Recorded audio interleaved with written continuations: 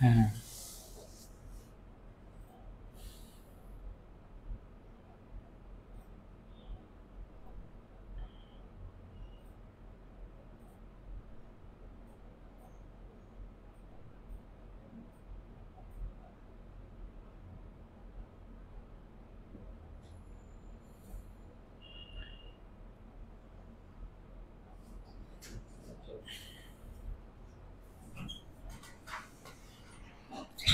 কি খবর, কি খবর, কি খবর প্রিয় তারকা শিক্ষার্থীরা। চলে আসলাম বিরতির পরে, আবারও আমরা আমাদের বাংলা ফার্স্ট পেপার শেষ করার, শুধু নামে শেষ না, টাচ করে ছুঁয়ে বলার জায়গা থেকে না, একদম পুরোপুরিভাবে বাংলা প্রথম পত্র এ টু জেড শেষ করার যে মিশনে নেমেছি, সেই মিশনে আজকে আমাদের লাস্ট ধাপ হচ্ছে গদ্যের একটা ছোটখাটো রিভিশন। এই ক্লাসটা খুব একটা বড় হবে না, কেননা তোমাদের নিজেদেরকে পিডিএফ পড়তে হবে। যারা স্বর্ণ ভাইয়ার বেসিক ক্লাসগুলো খুব ভালো করে করেছো গদ্য পদ্যে, তারা জানো তো আমাদের আর গদ্যতে তো কোনো ঝামেলাই নাই। কবিতাটা মাঝে মধ্যে একটু ঝামেলা লাগতো, গদ্যে তো জ্ঞানমূলক ছাড়া বলতে কিছুই নাই। আবার 60টা গদ্য থেকে এখন অলরেডি হয়ে গেছে কয়টা, এখন 6টা হয়ে গেছে, তাই না? তাহলে তো আমাদের আরো ঝামেলা কম, চিন্তা নেই, এটা একদম ভ্যালিড সোর্স। 52 দিনগুলি তোমাদের সিলেবাস বহির্ভূত, আলাদা করে সেখান থেকে পড়তে আমাদেরকে হবে না। তাহলে আমরা কেন চলে আসছি? আমরা চলে আসছি একটু ঝাঁকানাকা এমসিকিউ প্র্যাকটিস করে দেখতে, যে আসলেই আমাদের মাথার মধ্যে অপরিচিতা, বিলাসী, মাসি পিসির যে বেসিক তথ্যগুলো আছে সেগুলো আমাদের মাথার মধ্যে আসে নাকি, রেইনকোটের তথ্যগুলো আমাদের সব মনে আছে নাকি, আমাদের একটু ঝালাই করে দেখতে হবে। কি করে দেখতে হবে? ঝালাই করে দেখতে হবে। ওকে, এবং বলছি এবছরে রেইনকোট এমন একটা আমি অধ্যায় বলি, সেটা হচ্ছে কি, সেটা হচ্ছে রেইনকোট। এবছরে রেইনকোট থেকে প্রতি প্রতিটা বোর্ডে এমন একটা জায়গা যেখান থেকে যদি তুমি বলো ভাইয়া কমন দেন, ভাইয়া কমন দেন, এবছরে এমন একটা টপিক বলেন গদ্যের যেটা থেকে আমি ভালো করে সৃজনশীল প্র্যাকটিস করে যাব, তবে সেই টপিকটা কি বলো দেখি? সেই টপিকটার নাম হচ্ছে রেইনকোট। কি নাম? তোমাদের সব বোর্ডের জন্য যারা আছো, সব বোর্ডে রেইনকোট থেকে ইনশাল্লাহ এবছর একটা প্রশ্ন থাকবে। একে তো বর্ষাকাল চলতেছে, সেখানে আমাদের জেনারেল উইন্টারের প্রশ্নটা আসা খুবই কম, জেনারেল উইন্টার আর জেনারেল মনসুনের প্রশ্নটা আসা খুবই একটা কমন বিষয়। এবং একই সাথে আমাদের যেহেতু রেইনকোট গল্পটা অনেকটা কি আমাদের আন্দোলনের সাথে রিলেটেড, এই জন্য রেইনকোট গল্পটা একটা হট টপিক। প্রথমেই টপিকটা দিয়ে দিলাম, রেইনকোটের ক খ গুলো খুব ভালো মতো করে, খুবই ভালো মতো করে আমাদেরকে পড়তে হবে। ওকে, ঠিক আছে। তাহলে আমরা আর কথা না বাড়াই, আমরা বলেইছি তোমাদেরই আবেদন যে ভাইয়া লাস্ট মোমেন্ট, এখন আর এত বেশি পড়াইলে আমরা নিজেরা পড়বো, আপনি পিডিএফ দিয়ে দিন। বাট তাহলে আমি তোমাদের একদম যেগুলো পড়লেই না, একদম ইন ডেপথে আর যাবই না, এমসিকিউ পড়াবো, ওর সাথে রিলেটেড কয়েকটা প্রশ্ন পড়বো, 60 থেকে 70টা একদম ওভারঅল টপ এমসিকিউ অনুশীলন করব, এবং ইনশাআল্লাহ আমাদের প্রিপারেশন ডান হয়ে যাবে। ওকে, তাহলে একদম শর্ট করে সুন্দর করে ঝাঁকানাকা করে ক্লাসটা শুরু করে দেই। আর যারা যতজন ক্লাসে আছো, এখন ক্লাসে কয়জন, কয়টা খচ্চর আসছে? আরো খচ্চর চাই, এত কম খচ্চর দিলে তো হবে না, আরো খচ্চরের দলকে চাই। যতজন আসছো ক্লাসটা খুব ভালো করে শেয়ার করো, ক্লাসটাতে একদম রিয়্যাক্ট দাও, খুব বেশি করে রিয়্যাক্ট দাও, এবং আমরা আমাদের কি করব বলো, পড়া শুরু করে দিব।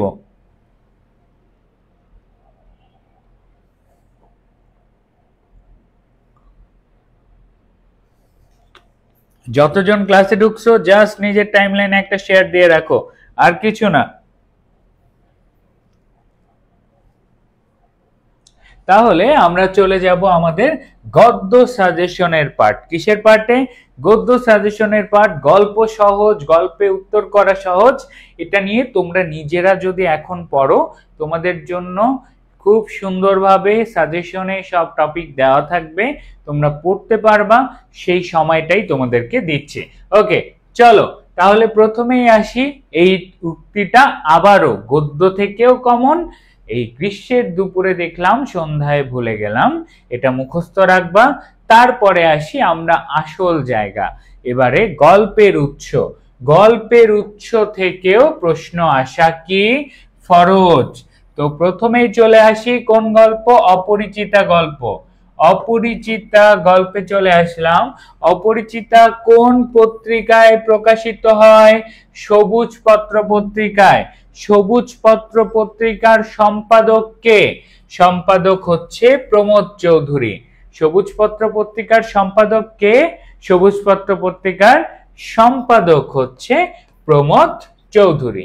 ক্লিয়ার? এবং তোমাদের খুবই গুরুত্বপূর্ণ এবছর এমসিকিউ এর জন্য, সেটা হচ্ছে গল্পগুচ্ছের কয় নাম্বার খণ্ডে অপরিচিতা গল্পটাকে সংকলন করা হয়? গল্পগুচ্ছের তৃতীয় খণ্ডে।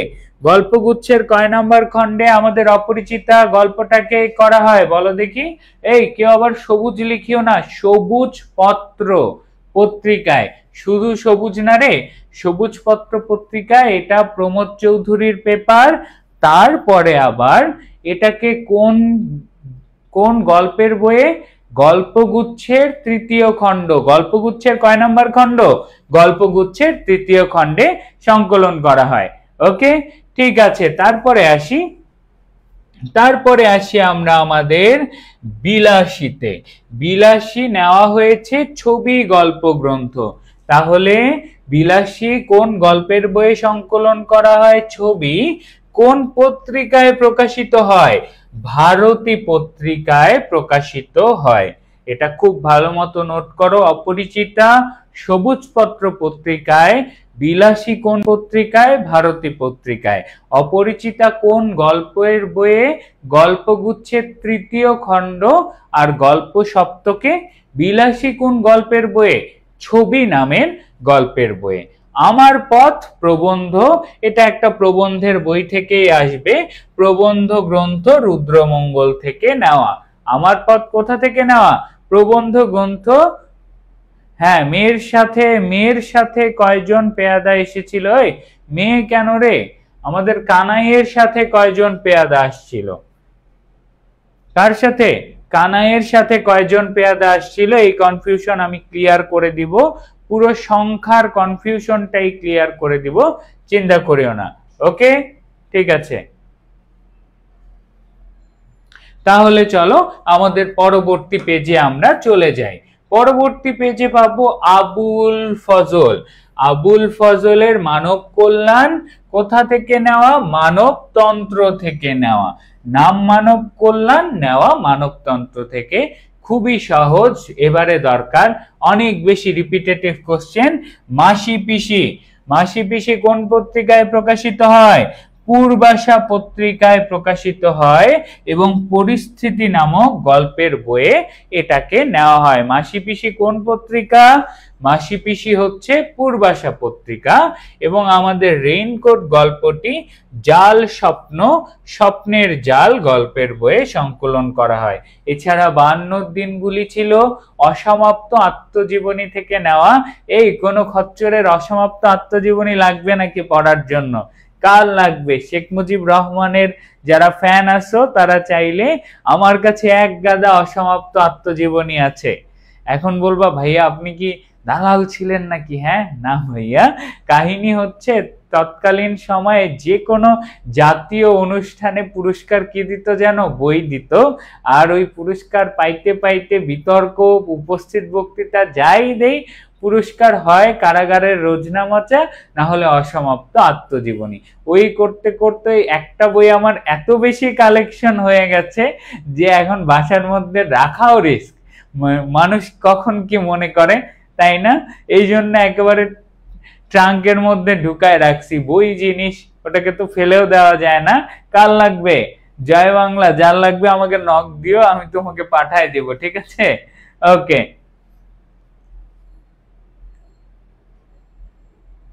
তাহলে আমাদের এই জন্য বঙ্গবন্ধুর বিষয় আর আমাদেরকে পড়তে হবে না, আমরা একদম সিম্পলি আসি। কি কি বলো দেখি?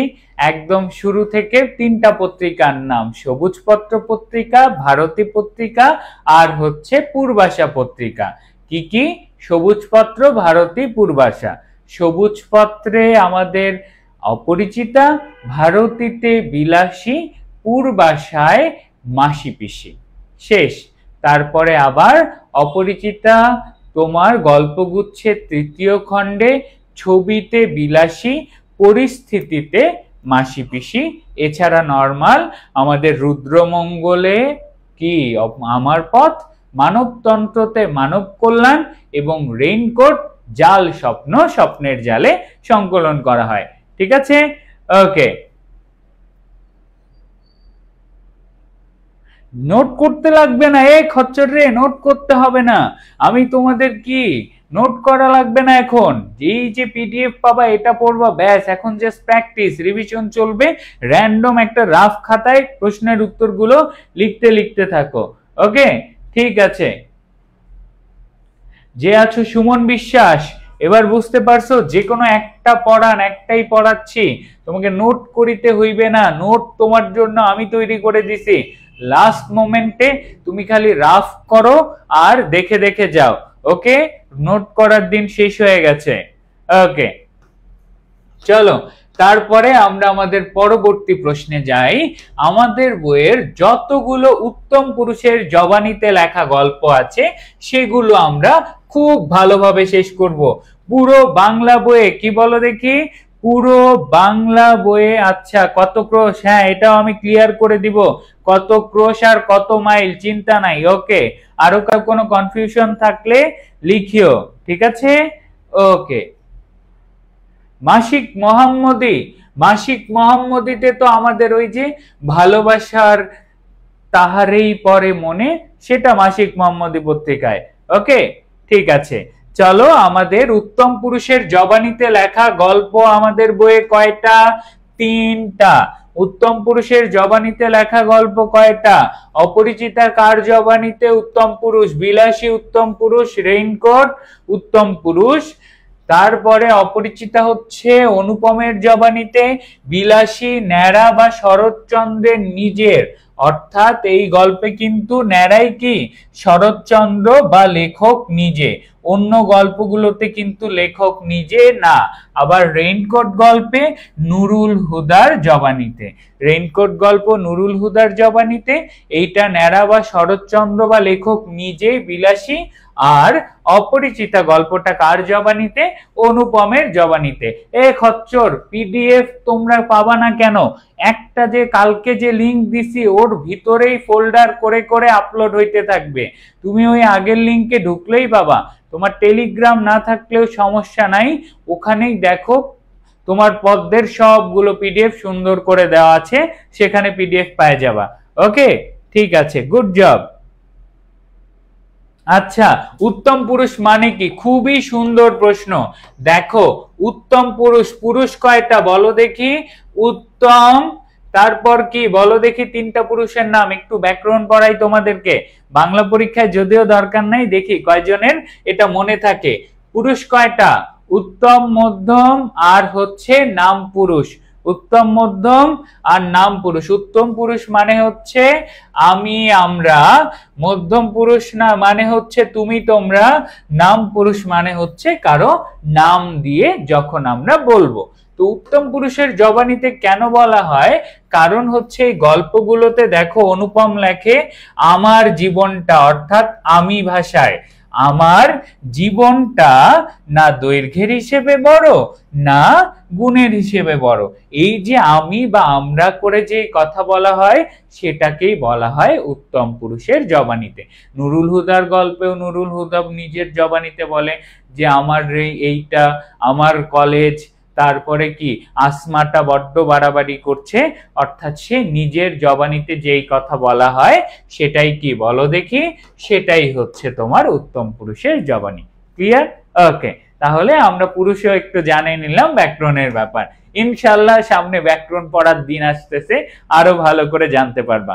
ওকে, তারপরে চলো আমরা অফার পরে এখন পড়া পড়া পড়া এমসিকিউ চলে যাই। ওকে, আমরা স্বর্ণ ভাইয়ার পানি পোড়া অনেক খাইছি, এখন আমরা একটু ঝটপট এমসিকিউ করি। গল্পের দোকানদার ছেলেটার কোন আচরণের কথা বর্ণনা করা হয়েছে?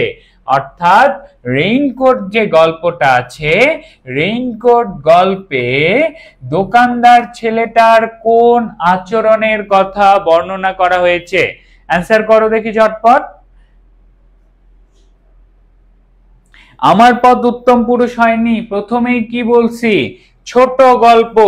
এ খচ্চর, আমার পদ কি ছোট গল্প?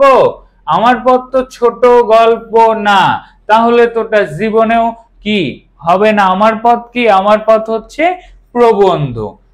কি আমার পদ? প্রবন্ধ। তাহলে ওটা ছোট গল্পের মধ্যে পড়বে কেমন করে?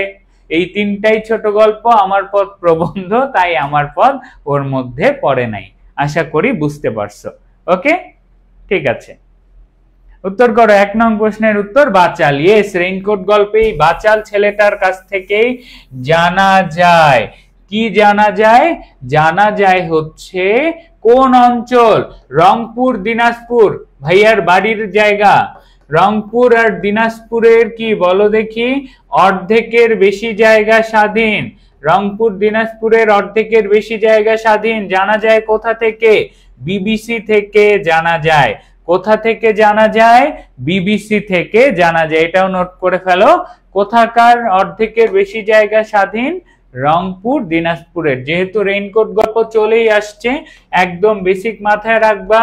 রেইনকোট গল্পটা কোন অঞ্চল, কোন জায়গার প্রেক্ষাপটে? ঢাকার প্রেক্ষাপট এবং মুক্তিযুদ্ধের শেষের সময়।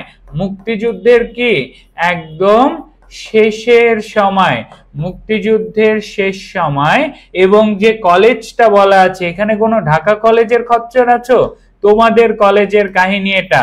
যেই কলেজের কাহিনী, সেটা কোন কলেজ? সেটা হচ্ছে ঢাকা কলেজ। ওকে, হাবিবা খান, কি problem? I tried getting in touch with you. আচ্ছা, তাও আমার সাথে যোগাযোগ করার চেষ্টা করছো, আমাকে কি নক দিছো? আমি চেক করব ইনশাআল্লাহ তাহলে। ওকে, ঠিক আছে। তারপরে তাহলে এটা ঢাকা জেলা এবং ঢাকা কলেজের কাহিনী বলা হয়, এবং একই সাথে কি, একই সাথে এখানে আমরা মুক্তিযুদ্ধের শেষের সময় জানতে পারি। তার পরবর্তী প্রশ্নে আসি। ডক্টর আফাজ আহমেদের চরিত্রটি মূলত কি? ডক্টর আফাজ আহমেদ আসলে কে, বা এর এই চরিত্রটা আসলে কি? উত্তর করো।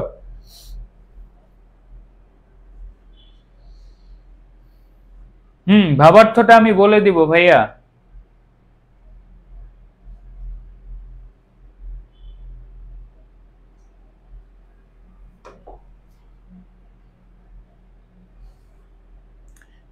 ডক্টর আফাজ আহমেদের চরিত্রটি মূলত কি?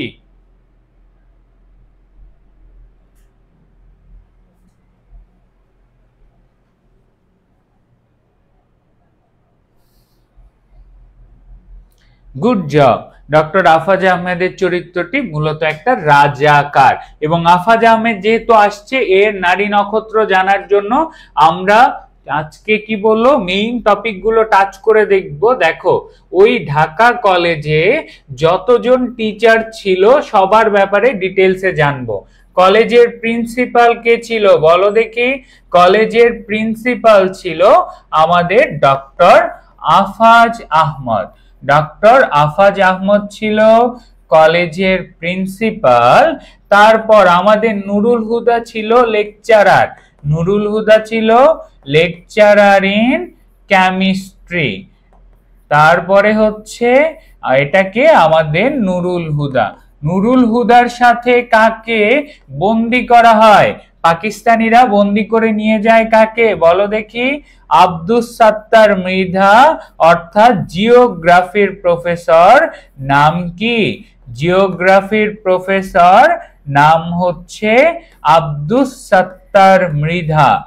আমি বুঝি না আসলে কি যে আমার একটা সমস্যা হয়েছে না, তোমাদের এই পড়াইতে পড়াইতে কেন জানি কোনো প্রশ্ন মুখ দিয়ে উচ্চারণ করা বাদ দিতে ইচ্ছা করে না। মনে হয় যে আমি এটা বাদ দিলাম, আর এটা যদি তোমার পরীক্ষায় চলে আসে আর এটা যদি তুমি না পারো তাহলে কি হবে। জিওগ্রাফির প্রফেসর, তারপরে উর্দুর প্রফেসর আকবর সাজিদ। উর্দুর প্রফেসরের নাম কি বলো দেখি? উর্দুর প্রফেসরের নাম হচ্ছে আকবর সাজিদ। এছাড়া কি আছে? এছাড়া আছে পিয়ন, অফিসের পিয়ন। অফিসের পিয়নের নাম ইসহাক। অফিসের পিয়নের নাম কি? ইসহাক। এই পিয়নই নুরুল হুদাকে ডাকতে যায়। নুরুল হুদা এই পিয়নকেই ইসহাককে মিলিটারি মনে করে। ইসহাক এপ্রিলের শুরু থেকে, কখন থেকে? এপ্রিলের শুরু থেকে বাংলা বলা বাদ দিছে, উর্দু বলে। সে নিজেকে মনে করে কিসের মতো? সে নিজেকে কর্নেলের সমপর্যায়ে মনে করে। এবং আকবর সাজিদটা খুবই গুরুত্বপূর্ণ। ডক্টর আহফাজ আহমেদ প্রিন্সিপাল পর্যন্ত কাকে তোয়াজ, তোয়াজ শব্দটা জানো? তোয়াজ মানে তোষামুদে বা চাটুকার করে। কাকে চাটুকার করে? ডক্টর আহফাজ আহমেদ উর্দুর প্রফেসর আকবর সাজিদকে পর্যন্ত চাটুকার করে। ক্লিয়ার? ওকে, তাহলে আমাদের এই চলে গেল পুরো কলেজের আশপাশের কাহিনী। এবং এবারে যেহেতু রেইনকোট গল্পটা জানতে চাইছো, খুবই সিম্পল। এখানে একটা মেজর ক্যারেক্টার আছে। মেজর ক্যারেক্টারটা হচ্ছে মিন্টু। মিন্টু মুক্তিবাহিনী। এবং আমাদের পুরো ক্যারেক্টারটা জেনে নাও। আমাদের যে মেইন ক্যারেক্টার নুরুল হুদার ছেলে আছে, একটা 5 বছরের ছেলে, একটা 2.5 বছরের মেয়ে, একটা বউ আছে। বউখানার নাম কি? বউখানার নাম হচ্ছে আসমা। বউখানার নাম আসমা। একটা শালা আছে, যেই শালাটা সেই লম্বা, আর যেই শালার রেইনকোট পরে এই গল্প, এই শালা বাবু হচ্ছে মিন্টু। এই মিন্টুর জন্য নুরুল হুদাকে এ পর্যন্ত কয়বার? 4 বার। এ পর্যন্ত 4 বার বাসা বদল করতে হয়েছে। বাসা বদলের অনেক কাহিনী আছে, এটা সুন্দর করে সাজেশন থেকে একবার দেখে নিও। ওকে, ঠিক আছে। তাহলে কি বলো দেখি, এই শালাবাবুর কাহিনী নিয়েই দেখো গল্পে নুরুল হুদা প্রথম থেকে একটা খুবই ভীরু প্রকৃতির মানুষ। তারপরে গিয়ে হচ্ছে তার ভয়টা ধীরে ধীরে দূর হতে থাকে।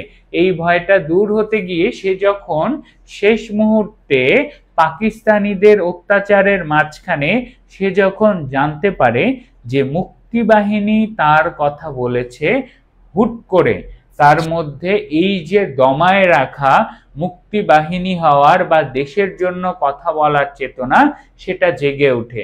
সে কোনো মুক্তিবাহিনীকে চিনত না, সে কাউকেই চিনত না, তাদের ব্যাপারে কিছুই জানতো না, কিন্তু সে নিজেকে মুক্তিবাহিনীদের মতো একজন মনে করার মধ্য দিয়ে তার মনে অন্য রকমের একটা জোশ বা বিদ্রোহের চেতনা চলে আসে, যে কারণে তার চামড়াকে মনে হয় রেইনকোট।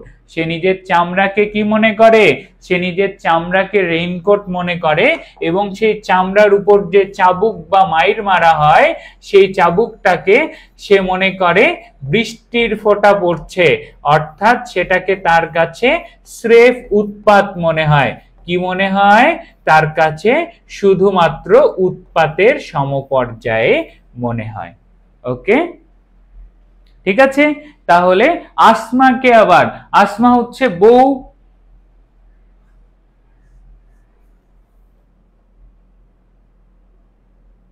আসমাকে অর্থাৎ সাহস এবং তার মাঝে দেশপ্রেম বোধ, এটা ফুটে ওঠে। আসমা হচ্ছে কি আবল তাবল লেখেন, আসমা হচ্ছে তোমাদের কি নুরুল হুদার বউ। ওকে, ঠিক আছে। তার চামড়াকে মনে হয় রেইনকোট, আর ওর উপর চাবুক মারাকে মনে হয় কি বৃষ্টির ফোঁটা পড়ছে। অর্থাৎ স্রেফ উৎপাত লাগে তার কাছে। তার সাহস, তার দেশপ্রেম, আর সে চিৎকার করে করে বলে কি তাদের কি আমার জানা আছে। এবং এখান থেকে আরেকটা খুবই পপুলার লাইন পাবা, সেটা কি বলো দেখি? রাশিয়ার আছে, এই ব্যাখ্যাটা অনেকবার আসে। রাশিয়ার আছে জেনারেল উইন্টার, আমাদের আছে জেনারেল মনসুন। এই জিনিসটা অনেক ব্যাখ্যাতেই পাবা, অনেকে পড়ছো। তারপরেও একবার খুব সুন্দর করে বলে দেই যে রাশিয়ার ক্ষেত্রে হিটলার বাহিনীকে রাশিয়ায় আক্রমণ করতে গেলে সাইবেরিয়ায় প্রচন্ড শীতের সম্মুখীন হতে হয়, যে কারণে তারা নাস্তানাবুদ হয়ে যায়। একইভাবে বাংলায় মুক্তিযুদ্ধ চলাকালীন সময়ে প্রচন্ড বৃষ্টিপাতের কারণে পাকিস্তানি সেনাবাহিনীদের কি বলো দেখি প্রচুর গোলা বারুদ ভিজে যায়, নষ্ট হয়ে যায় এবং যুদ্ধে তারা অনেকটা পিছিয়ে পড়ে। এই যে যুদ্ধে বৃষ্টিপাত বা বর্ষা মৌসুমের ভূমিকার জন্যই বলা হয়েছে যে রাশিয়ার যেমন জেনারেল উইন্টার ছিল, আমাদের আছে জেনারেল মনসুন।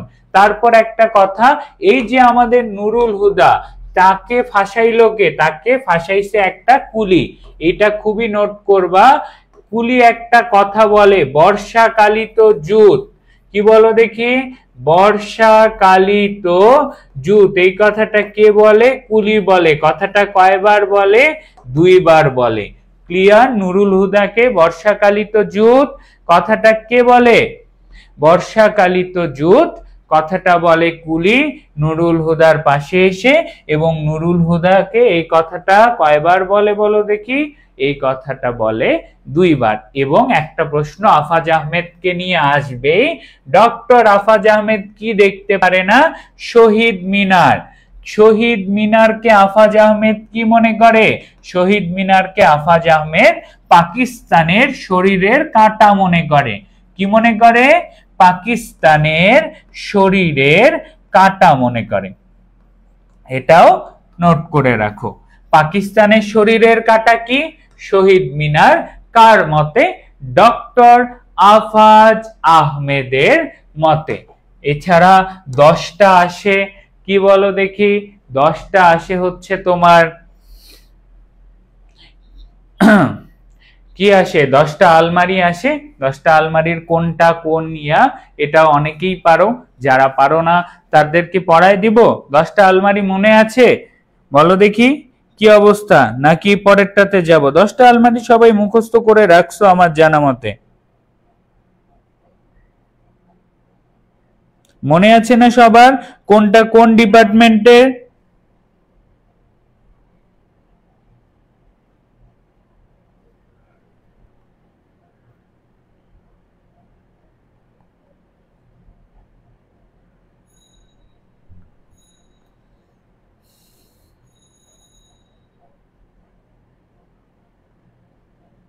আচ্ছা ঠিক আছে, তাহলে স্কিপ করতেছি। ওকে ঠিক আছে।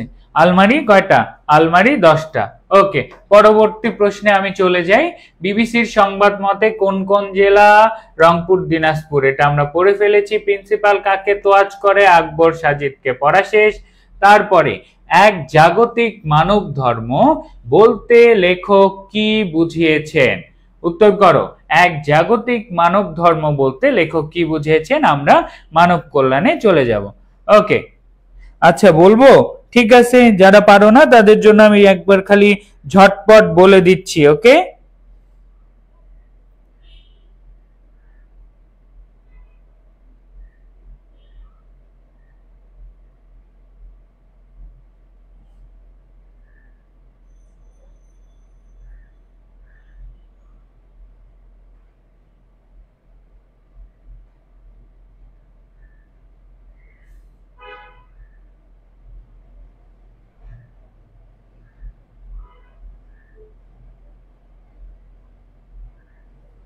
ওকে দেখো ক্লিয়ার করে দেই। তোমাদের হচ্ছে কি বলো দেখি? ওকে অর্ধেক বলতেছো, ওটা আমি ক্লিয়ার করে দেই, কাউকে বাকি রাখবো না। আলমারি আনছে কয়টা বলো দেখি? যেহেতু রেইনকোট এবছরের জন্য খুব গুরুত্বপূর্ণ, আলমারি আনছে 10টা। অফিসের জন্য কয়টা বলো দেখি? অফিসের জন্য তোমার হচ্ছে 3টা। অফিসের জন্য কয়টা?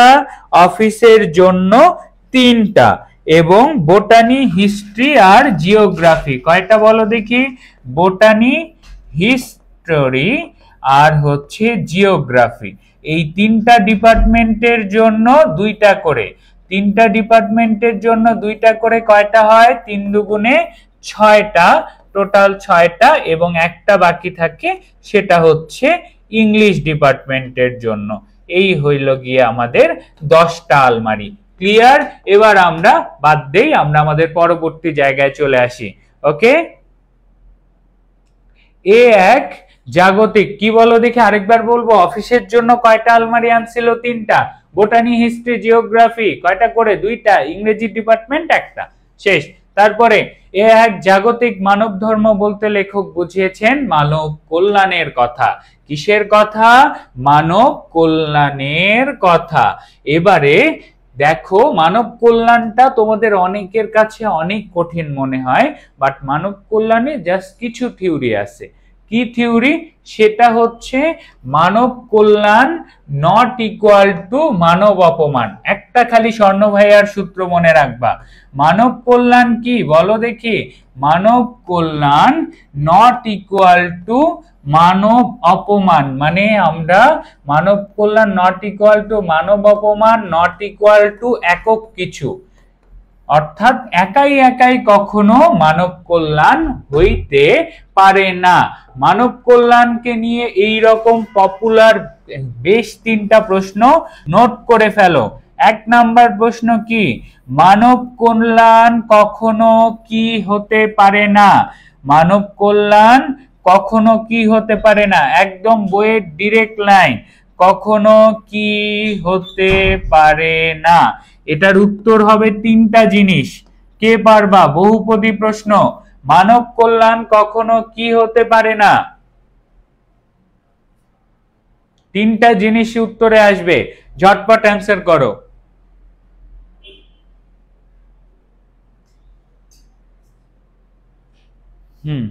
উত্তর করো দেখি।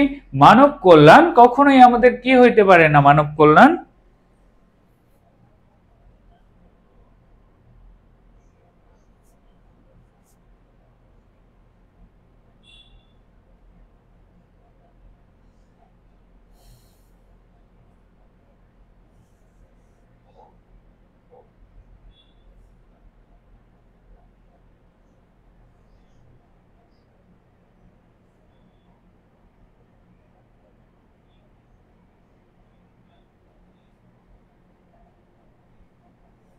যে পারবা, গুড জব। এই তো আমার একটা সুন্দর বাচ্চাকে আমি পেয়ে গেছি এখানে। দেখো, স্বয়ম্ভু, এই কথাটা একদম গেথে রাখো। এখান থেকেই মানব কল্যাণে বছরে বছরে খালি ঘুরে ঘুরে, নট মানব অপমান, মানব কল্যাণ ডিরেক্ট বলা আছে। কখনো স্বয়ম্ভু সম্পর্ক রহিত বা কি বলো দেখি? মানব কল্যাণ কখনো স্বয়ম্ভু সম্পর্ক রহিত বা বিচ্ছিন্ন হতে পারে না। এই 3টা জিনিস। মানব কল্যাণ কখনো স্বয়ম্ভু, বিচ্ছিন্ন এবং কি এবং সম্পর্ক রহিত হতে পারে না। আবার খুবই গুরুত্বপূর্ণ একটা প্রশ্ন, কি ছাড়া মানব কল্যাণ স্রেফ, কি ছাড়া মানব কল্যাণ স্রেফ মানব অপমানের, কি বলো দেখি? কি ছাড়া মানব কল্যাণ স্রেফ মানব অপমানে পরিণত হয় বা কাঙালি ভোজনের মতো মানব অপমানে পরিণত হয়? বলো দেখি কি লাগে? কোন জিনিসটা না থাকলে মানব কল্যাণ কাঙালি ভোজনের মতো বা একটা মানব অপমানে পরিণত হয়? ওকে,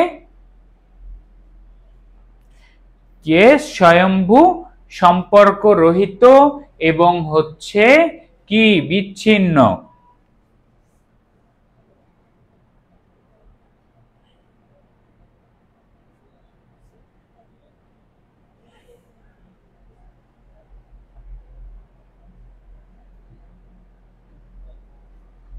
গুড জব, ইয়েস, এটা লিখে ফেলো।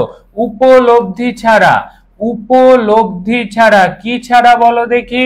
মানব কল্যাণ স্রেফ মানব অপমানের মতন বিষয় হয়ে দাঁড়ায় উপলব্ধি ছাড়া। আমাদেরকে ফিল করতে হবে, উপলব্ধি করতে হবে, মনুষ্যত্ব না। একদম ভালো মতো নোট করো, এগুলো পরীক্ষায় বারবার রিপিট হয়। কি ছাড়া? উপলব্ধি ছাড়া। আর তুমি যদি একদমই মানব কল্যাণ না পড়ে থাকো, সাজেশনে প্রশ্নগুলো একটু গুরুত্ব দিয়ে রিভিশন দিও, ঠিক আছে?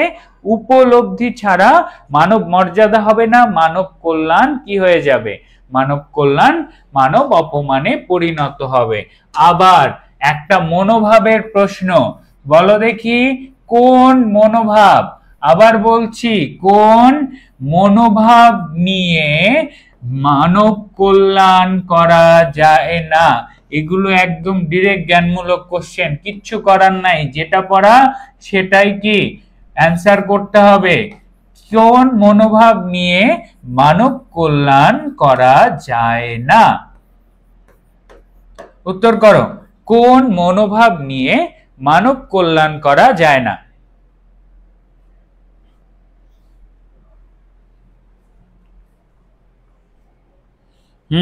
Good job. বাহ, এটা কে? ভালো অ্যান্সার করতেছো, গুড জব। তাহলে মানব কল্যাণটা তুমি ভালো করে পড়ছো।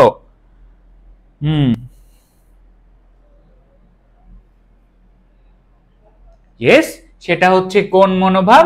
বিভক্তিকরণের মনোভাব। কিসের মনোভাব? বিভক্তিকরণের মনোভাব নিয়ে মানব কল্যাণ করা যায় না। এবারে মানব কল্যাণের কুৎসিত রূপ দেখার জন্য আমাদের কি দূরে যাওয়া প্রয়োজন? না। তাহলে মানব কল্যাণের কুৎসিত রূপ আমরা কোথায় দেখতে পাই? আমাদের আশেপাশে। মানব কল্যাণের কুৎসিত রূপটা কি বলো দেখি? মানব কল্যাণের কুৎসিত রূপ হচ্ছে কাঙালি ভোজন। কি ভোজন? কাঙালি ভোজন। মানব কল্যাণ থেকে খুবই কম রিপিট হয়, বাট বিগত বছর যেহেতু আমার পথ থেকে প্রচুর প্রশ্ন আসছে, ভাইয়ার একদম ক্লাসের পিডিএফ থেকে বিগত বছরে আমার পথে সৃজনশীল কমন দিয়ে দিছিল, কিন্তু এবছর আমার পথ না দিলে মানব কল্যাণ থেকে প্রশ্নের উত্তর করতে হবে। এখন মানব কল্যাণের থিম কি? খুব সিম্পল। লেখকের মতে মানব কল্যাণ কয়টা জিনিস হওয়া যাবে না? এক, মানব কল্যাণ এককভাবে করার চিন্তা ভাবনা করা যাবে না। মানব কল্যাণ মানে অসহায় মানুষকে শুধু খাওয়ানো যাবে না বা ভোজন করানোই মানব কল্যাণ, বা ভিক্ষা দেওয়া এগুলো মানব কল্যাণ না। মানব কল্যাণ হওয়ার জন্য যার কল্যাণ করবা তার মানুষ হিসেবে মর্যাদাটা তোমাকে অক্ষুণ্ণ রাখতে হবে। সোজা কথা, তুমি একটা গরিব মানুষকে 2 টাকা ফেলে দিলে এটাতে তার সম্মান ক্ষুণ্ণ হচ্ছে, সে নিচু ফিল করতেছে। মানব কল্যাণ হইতে হবে সামষ্টিকভাবে, মানব কল্যাণ হইতে হবে রাষ্ট্রীয়ভাবে, যেখানে তুমি কি করবা? যেখানে তুমি খুব সিম্পলি সব মানুষকে একত্রিত করে তোমরা পুরো সমাজের উন্নতির জন্য কাজ করবা, যেখানে অসহায় মানুষদেরও উন্নতি হয়ে যাবে। বাট এই যে মানব কল্যাণের যে অবস্থার অবনতি হচ্ছে, এটা আমরা কই থেকে জানতে পারি? রেড ক্রসের মতো সংস্থার সংখ্যা বৃদ্ধির মাধ্যমে জানতে পারি। এটা একটা গেল। এবার কিছু পপুলার উক্তি আছে, যেমন রিলেশনশিপ শব্দটার অর্থ কি? এখন কিছু ইংরেজি শব্দ পাবো, এগুলো পড়লেই শেষ। বলো দেখি রিলেশনশিপ। তোমরা আবার আজকালকার পাকা বাচ্চা কাচ্চারা বলবা ভাইয়া ভালোবাসা না, এই রিলেশনশিপ মানে কি বলো দেখি? এই রিলেশনশিপ মানে ভালোবাসা নয়। এই রিলেশনশিপ মানে হচ্ছে পারস্পরিক কি বলো দেখি? পারস্পরিক সহযোগিতা, পারস্পরিক সহযোগিতা। এবং রিলেশনশিপ নিয়ে আমাদের রবীন্দ্রনাথ ঠাকুর একটা উক্তি বলেছে, কি বলো দেখি? Relationship is the fundamental truth in the world of appearance. Relationship is the fundamental truth in the world of appearance.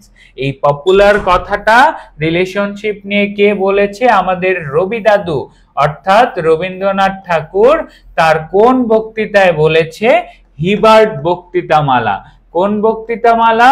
Hebert বক্তৃতামালায় এই কথাটা বলে। তাহলে রিলেশনশিপ মানে সম্পর্ক না, পারস্পরিক সহযোগিতা। রবীন্দ্রনাথের মতে রিলেশনশিপ মানে কি? আন্ত সম্পর্ক নয়, বরং দুজন মানুষের মাঝে পারস্পরিক সহযোগিতাই হইল কি সেটাই হইল তোমার রিলেশনশিপ। এবং রিলেশনশিপ নিয়ে যে বলেছে, relationship is the fundamental truth in the world of appearance, রবীন্দ্রনাথের কথা। কোথা থেকে নেওয়া? তার হিবার্ট বক্তৃতা মালা থেকে নেওয়া। মানব কল্যাণ থেকে আরো পপুলার একটা লাইন পাবো, দ্যাট ইজ, এই খচ্চর তুই অধম বলিয়া আমি উত্তম হইব না কেন। এটা সবাইকে বলবা যারা তোমাকে পড়তে কি করে, পড়তে হচ্ছে বলে আরে পড়িস না, ডিরেক্ট তাকে বলে দিবা তুমি অধম বলিয়া আমি উত্তম হইব না কেন, তুমি অধম বলিয়া আমি উত্তম হইব না কেন। এটা কার কথা বলো দেখি? এটা হচ্ছে আমাদের বঙ্কিমচন্দ্রের কথা। কার কথা? বঙ্কিমচন্দ্র চট্টোপাধ্যায়ের কথা। কার কথা? বঙ্কিমচন্দ্র চট্টোপাধ্যায়ের কথা। ওকে, তুমি অধম বলিয়া আমি উত্তম হইব না কেন। দ্যাটস ইট, শেষ আমাদের মানব কল্যাণের 3টা মেজর এমসিকিউ, আশপাশের এরিয়া। আরো জানলাম সমাজের ক্ষুদ্র অঙ্গ, সমাজের ক্ষুদ্র ইউনিট কি? পরিবার। তারপর রাষ্ট্রের নাগরিককে আত্মসম্মানযুক্ত করে তোলা কার দায়িত্ব? রাষ্ট্রের দায়িত্ব। এই প্রশ্নগুলো আছে। তারপরে চলো হিউম্যান ডিগনিটি পাবো, এবং আরেকটা শব্দ পাবো, হিউম্যান ডিগনিটি হচ্ছে মানব মর্যাদা, এবং আরেকটা কি পাবো? এক্সিস্টেনশিয়ালিজম। এক্সিস্টেনশিয়ালিজম। এখন এটাতে আর ডেপথে পড়াইলে মাথা পাগল হয়ে যাবে, দরকার নাই, জাস্ট যেগুলো এমসিকিউ এর জন্য। অস্তিত্ববাদ। অস্তিত্ববাদ হচ্ছে এক্সিস্টেনশিয়ালিজম। এর অর্থ কি? এর অর্থ হচ্ছে মানুষের একদম শুরু থেকে টিকে থাকার যে মতবাদ, সেটাই হচ্ছে এক্সিস্টেনশিয়ালিজম। কি বলো দেখি, সেটা কি? সেটাই হচ্ছে এক্সিস্টেনশিয়ালিজম বা অস্তিত্ববাদ। অর্থাৎ মানুষের টিকে থাকার যে মতবাদ, তাই অস্তিত্ববাদ। ওকে, ঠিক আছে। তাহলে আরো কিছু আছে, যেমন ট্রাইব। ট্রাইব মানে গোষ্ঠী, এগুলো আমরা পারবো। আমাদের মেজর কথা শেষ, আমরা আমাদের পরবর্তী এমসিকিউ এ যাই। ন্যাড়া পরীক্ষার উত্তরপত্রে হুমায়ুনের পিতার নাম কি লেখে? আমরা আমাদের বিলাসী গল্পে চলে আসছি। ন্যাড়া কি করে? পরীক্ষার উত্তরপত্রে হুমায়ুনের বাপের নাম কি লিখে আসে?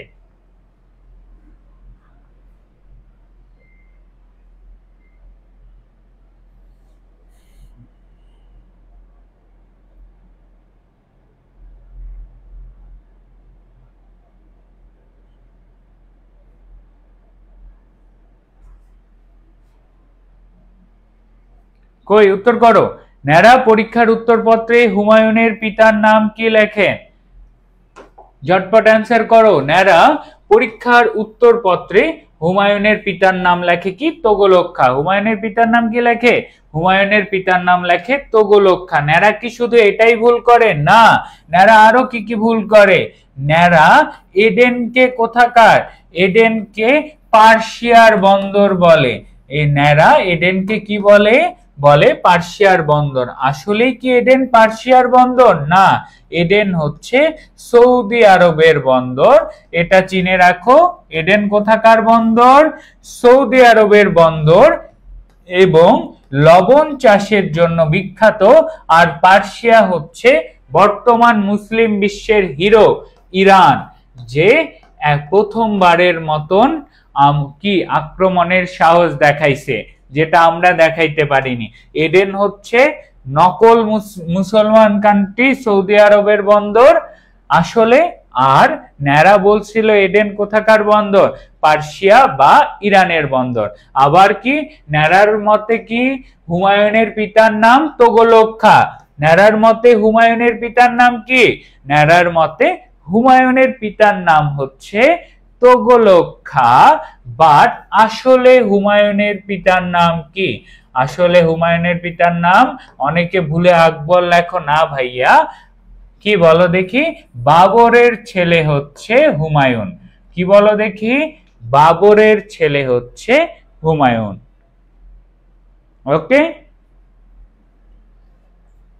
তাহলে বাবার কা বেটা হুমায়ুন। হুমায়ুন আসলে কার ছেলে? হুমায়ুন হচ্ছে বাবরের ছেলে। ওকে, ঠিক আছে। তারপরে আমরা পরবর্তী প্রশ্নে যাব। পরবর্তী প্রশ্নে যাওয়ার আগে কয়েকজন হচ্ছে বিলাসী গল্পের কিছু প্রশ্ন নিয়ে ভাইয়াকে কনফিউশন জানাইছিলা, তাই বিলাসী গল্পটা একটু বড়, অনেকেরই পড়তে সমস্যা হয়। বিলাসীর টপ 20-তে আমি এই জায়গাটা তোমাদেরকে ক্লিয়ার করে দেই। কি সেটা? ন্যাড়া বিদ্যার্জন করতে যেত। দেখো, যখন প্রশ্ন থাকবে ন্যাড়া বিদ্যার্জন করতে যেত কতটুকু পথ হেঁটে, তখন লিখবা 2 ক্রোশ। 1 ক্রোশ ইকুয়াল টু কত বলো দেখি? 1 ক্রোশ ইকুয়াল টু 2 মাইলের বেশি পথ। কতটুকু? 2 মাইলের বেশি পথ। 1 ক্রোশ মানে 2 মাইলের বেশি পথ। তাহলে স্কুলে যেতে বা যেতে শব্দটা যখনই থাকবে তখন হবে কি? 2 ক্রোশ বা 4 মাইলের বেশি পথ। বাট যখন লেখা থাকবে ন্যাড়া বা গ্রামের ছেলেদের বিদ্যার্জন করতে কতটুকু পথ হাঁটতে হইতো, ভাইয়া তুমি বিদ্যা অর্জন করবা, স্কুলে যাবা, বাড়ি ফিরে আসবা না, স্কুলে থাকবা না, এবং খুব সুন্দরভাবে লেখা আছে, তাহলে কতটুকু বলো দেখি? তাদেরকে টোটাল বিদ্যার্জন করতে হাঁটতে হতো 4 ক্রোশ। কত ক্রোশ? 4 ক্রোশ। তাহলে যদি নরমালি বলে বিদ্যার্জন করতে ন্যাড়াদের কতটুকু পথ হাঁটতে হতো? 4 ক্রোশ।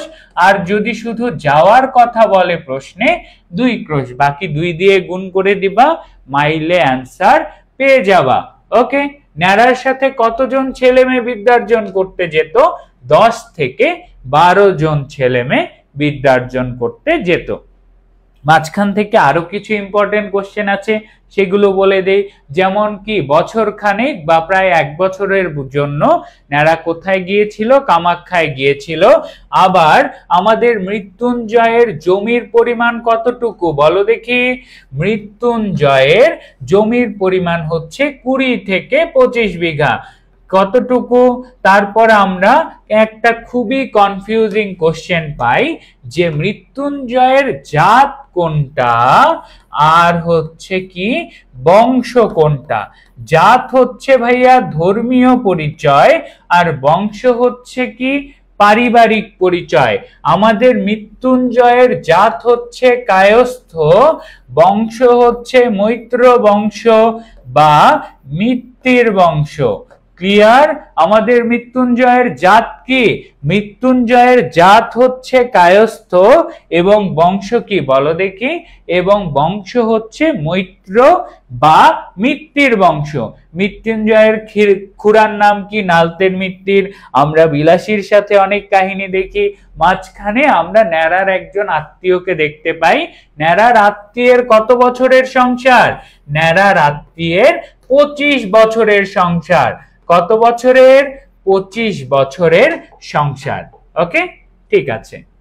তারপরে আমরা এখানে সাপের একটু কাহিনী দেখতে পাই, বাট সেই জায়গা থেকে একটা খুবই গুরুত্বপূর্ণ কোশ্চেন, এটা অনেকে ভুল করো, যে ছোট বাবু সদক্ষিণা দিয়েছিল কয় টাকা? অনেকে লেখো 200 টাকা। না, ছোট বাবু গ্রামের ভুজি উৎসুগ্য করায়, ভুজি উৎসুগ্য মানে গ্রামের ব্রাহ্মণদেরকে খাওয়ানো, ভুজি উৎসুগ্য করায় ব্রাহ্মণদেরকে দক্ষিণা দিয়েছিল কাঁসার গ্লাস। ব্রাহ্মণরা কি পেয়েছিল? 5 গ্রামের ব্রাহ্মণরা পেয়েছিল কাঁসার গ্লাস, আর 200 টাকা দিয়েছিল বারোয়ারি পূজায়। তাহলে ছোট বাবু কি বলো দেখি? বারোয়ারি পূজায় দিছিল কয় টাকা? বারোয়ারি পূজায় দিয়েছিল 200 টাকা, আর ব্রাহ্মণদের সদক্ষিণা দিয়েছিল একটা করে কাঁসার গ্লাস। কি দিয়েছিল? একটা করে কাঁসার গ্লাস। ওকে, ঠিক আছে। তারপর খুবই সুন্দর 2টা লাইন, পল্লী গ্রামে একান্ত অভাব বলে মনে করা হয় কি, এবং কিসের কাহিনী অনেক আছে। এই 2টো লাইন বিলাসী গল্পে টাচ করলেই ভোলা যাবে না। কিসের কাহিনী অনেক আছে বলো দেখি? মহত্বের কাহিনী অনেক আছে। কিসের কাহিনী? মহত্বের কাহিনী অনেক আছে। আর পল্লী গ্রামে একান্ত কিসের অভাব বলে মনে করা হয়? পল্লী গ্রামে একান্ত উদারতার অভাব বলে মনে করা হয়। মৃত্যুঞ্জয় ন্যাড়াকে প্রথমবার সন্ধ্যায় দেখতে পায় এবং মৃত্যুঞ্জয়কে নিয়ে একটা খুব সুন্দর কোশ্চেন, সে পরে কোন ক্লাস? থার্ড ক্লাস, মানে বর্তমানে কোন ক্লাস হবে বলো দেখি? বর্তমানে হবে 10 1 9। আচ্ছা,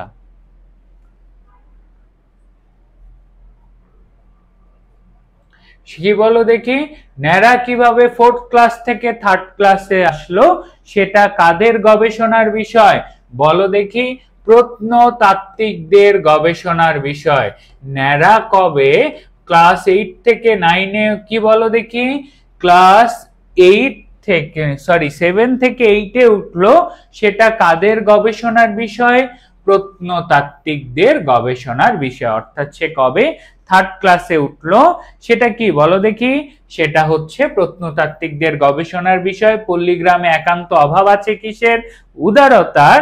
এবং হচ্ছে কিসের কাহিনী অনেক আছে? মহত্বের কাহিনী। এটা খুবই গুরুত্বপূর্ণ। কেন বলো দেখি? কারণ হচ্ছে তোমার এই যে মহত্বের কাহিনী অনেক আছে, এটা কোন অর্থে বলা হয়েছে? মহত্বের কাহিনী, এগুলো মোটেও মহত্ব না। গ্রামের এই যে মানুষের অন্যের উপর অত্যাচার বা মানুষকে অসহায় দেখানো, এই যে গল্পগুলো, এখানে এটাকে ব্যঙ্গ করছে। কে ব্যঙ্গ করছে? ন্যাড়া। ন্যাড়া এই অসহায় মানুষের অসহায়ত্ব নিয়ে ন্যাড়া একটু ব্যঙ্গ করে বলছে যে অনেকে তো এইগুলোকে মহান করে দেখায়, এই মহত্বের কাহিনী অনেক আছে। তাহলে এই লাইনটা কোন অর্থে লেখা হয়? ব্যঙ্গার্থে, অর্থাৎ টিটকারি বা প্রহসন করে। অর্থাৎ কি, হাস্যকর ভাবে বলি না টন মারা ফ্রেন্ডদেরকে, সেই টন মারে, অর্থাৎ ব্যঙ্গার্থে এই লাইনটা বলা হয়েছে। ওকে, ঠিক আছে। তারপর কি? তারপর সাপে কাটার কাহিনী আমরা জানি। খরিশ গোখরা, সে ভাবছিল একটা দুইটা, এগুলো এখান থেকে পড়ে নিলে সাপের কাহিনী ক্লিয়ার। আমরা আর বিলাসী গল্পে সময় নষ্ট না করি, আমরা আমাদের এমসিকিউ এ আবার চলে যাই। ওকে, ঠিক আছে। তো এমসিকিউ এ আমরা আবার একটা খুব পপুলার কোশ্চেন পাইলাম। বলো, রেইনকোট গল্পে প্রিন্সিপালের কোয়ার্টার মাঠ পেরিয়ে কোন দিকে? অ্যান্সার করো।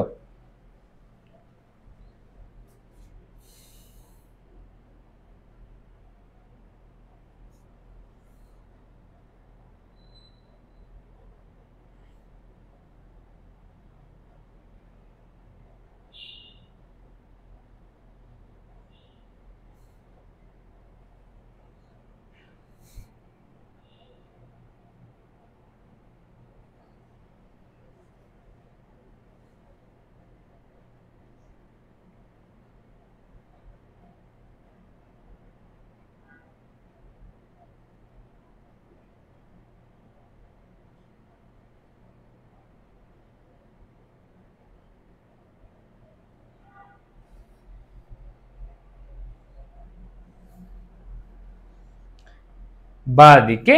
Good job. কোন দিকে? বাম দিকে। এবং জেনে নাও, এই যে প্রিন্সিপালের কোয়ার্টার, কি বলো দেখি? প্রিন্সিপালের কোয়ার্টার ঘেঁষে কি? প্রিন্সিপালের কোয়ার্টার ঘেঁষে জিমনেশিয়াম। এবং মিলিটারি ক্যাম্পটা কোথায় ছিল বলো দেখি? মিলিটারি ক্যাম্পটা ছিল কোথায়? মিলিটারি ক্যাম্প ছিল কলেজের জিমনেশিয়ামেই মিলিটারি ক্যাম্প। এবং আমরা জানি কি, প্রিন্সিপালের বাড়ির দেয়াল ঘেঁষে ট্রান্সফরমার উড়িয়ে দিয়েছে মিসক্রিয়েন্টরা। এবং আমরা আরো জেনে রাখি, রেইনকোট গল্পে মুক্তি বাহিনীদেরকে কি বলা হয় বলো দেখি? মুক্তি বাহিনীকে বলা হয় মিসক্রিয়েন্ট। কেন বলে? অর্থাৎ দুষ্কৃতকারী বলে পাকিস্তানিরা, মিসক্রিয়েন্ট বলে মুক্তি বাহিনীকে কারা? পাকিস্তানিরা। ঠিক আছে। জেনারেল স্টেটমেন্ট কি? শনিতে 7, মঙ্গলে 3, বাকি সব দিন দিন। যেহেতু তোমাদের সৃজনশীল খ নাম্বারে এটা খুবই আসবে, এটা আমি ব্যাখ্যা করে দেই।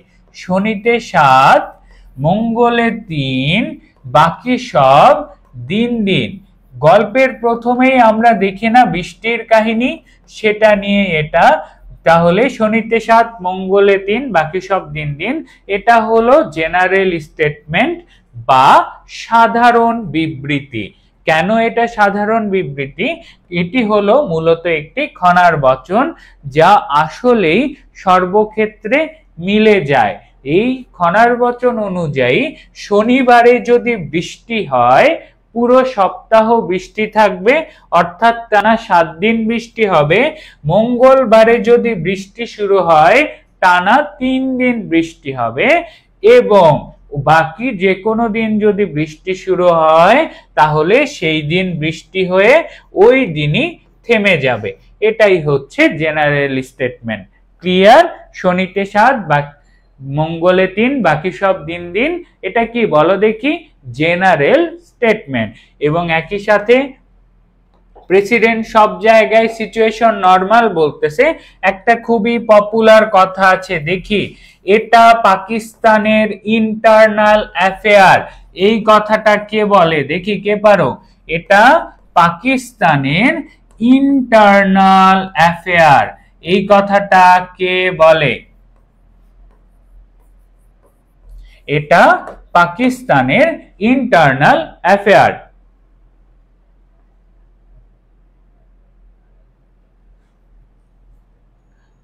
আচ্ছা, নুরুল হুদা, সবসময় কালেমা মুখে থাকে কেন?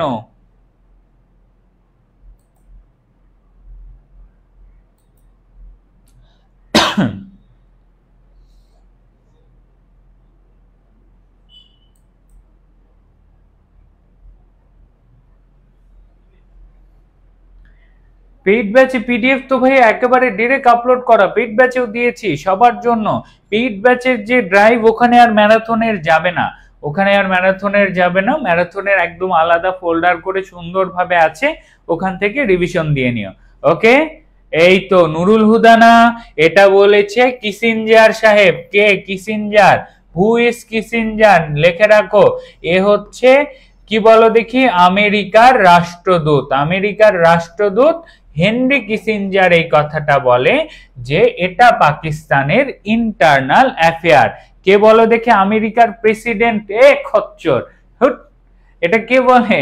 এটা বলে হচ্ছে হেনরি কিসিঞ্জার। সে ছিল আমেরিকার রাষ্ট্রদূত, প্রেসিডেন্ট না রে, অ্যাম্বাসেডর। ঠিক আছে? কে বলে বলো দেখি? আমেরিকার president. Situation normal, situation normal, এই কথাটা বলে বেড়ায় পাকিস্তানের প্রেসিডেন্ট। আমেরিকার কি ছিল? আমেরিকার রাষ্ট্রদূত ছিল কিসিঞ্জার সাহেব, বলে তাকে পুরো নাম হেনরি কিসিঞ্জার। ওকে, ঠিক আছে। পরবর্তী প্রশ্ন, রেইনকোট গল্পে মিলিটারি ক্যাম্পের অবস্থান প্রিন্সিপালের বাসভবনের পাশে আমরা জানাই। এইবারে আসো তোমাদের সেই কনফিউশন। কানাইয়ের সাথে আসা গোকুলের পেয়াদার সংখ্যা কয়জন? উত্তর করো। এটা নিয়েই তো যত ঝামেলা, তাই না? আমাদের মাসি পিসিতে আমরা চলে এসেছি।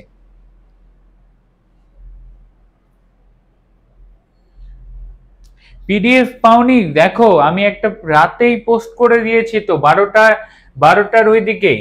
ওই ফাইলটাতে দেখো একটা পিডিএফ এর ফোল্ডার আছে, যত ম্যারাথন ক্লাস হবে সবগুলোর পিডিএফ ওই ফোল্ডারে আপলোড করা আছে, বাংলা ফার্স্ট পেপারের ফোল্ডারে। তোমাদেরকে আর দেখতে হবে না, ওই লিংকটা নিজের হোয়াটসঅ্যাপে কপি করে রাখো, ওখানে ঢুকবা, যত নতুন ক্লাস হবে সবগুলো পিডিএফ ওখানে সুন্দরভাবে সাজিয়ে গুছিয়ে পেয়ে যাবা। ওকে,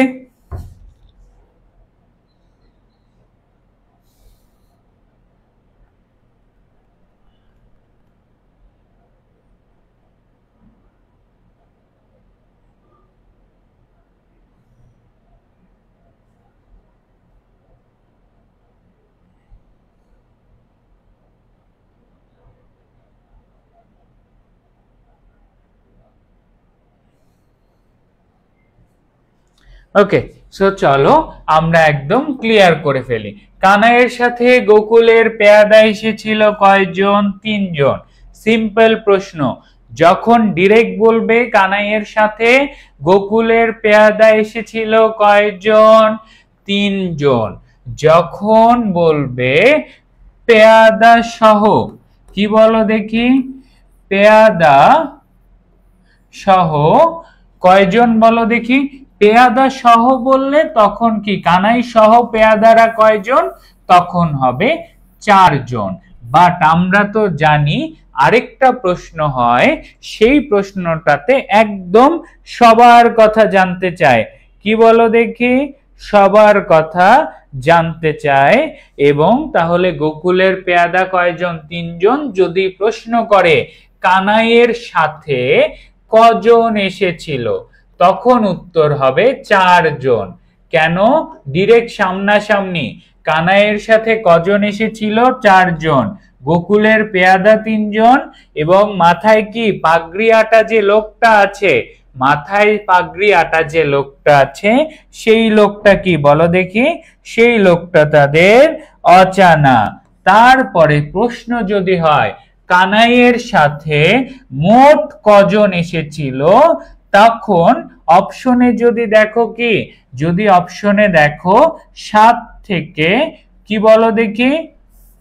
6 থেকে 7। কত থেকে 7? সরি, 7 থেকে 8। সরি, 7 থেকে 8 জন অপশন দেখো, তাহলে বুঝতে হবে যে একদম সবাইকে মিলে প্রশ্ন করছে। ঝোপঝাড়ে লুকায় কয়জন ছিল বলো দেখি? ঝোপঝাড়ে লুকিয়ে ছিল 3 থেকে 4 জন। ঝোপঝাড়ে কয়জন লুকায় ছিল? ক্লিয়ার? ওকে।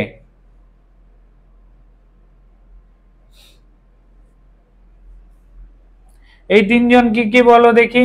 ওই যে এই 3 থেকে 4 জন হচ্ছে গায়ের সাধু, বৈদ্য, ওসমান এরা। এই 3 থেকে 4 জনের মধ্যে গায়ের সাধু, বৈদ্য, ওসমান। ক্লিয়ার? আমি আরেকবার ক্লিয়ার করে দিচ্ছি। যখন প্রশ্ন যেমন অ্যান্সার তেমন। কি? যখন প্রশ্ন করবে কানাইয়ের সাথে গোকুলের পেয়াদা, ডিরেক্ট বলে দিবে, তখন 3 জনই অ্যান্সার হবে। কানাইয়ের সাথে কজন এসেছিল যখন প্রশ্ন করবে, উত্তর হয়ে যাবে 4 জন, কারণ আরো একটা লোক ছিল।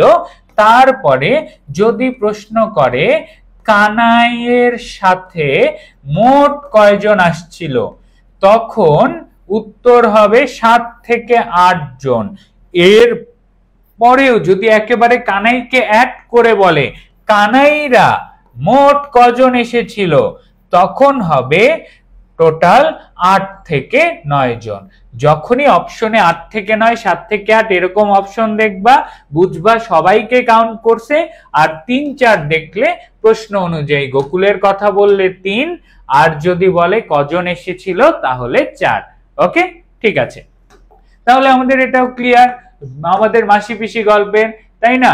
রেড ক্রস কোন ধরনের সংস্থা? মানব কল্যাণ থেকে প্রশ্ন, সেবাধর্মী সংস্থা। এটা পারবো, সহজ প্রশ্ন। মনীষা শব্দের অর্থ কি? এটা একটা খুবই গুরুত্বপূর্ণ শব্দার্থ, নোট করে ফেলো। মনীষা শব্দের অর্থ কি? অ্যান্সার করো।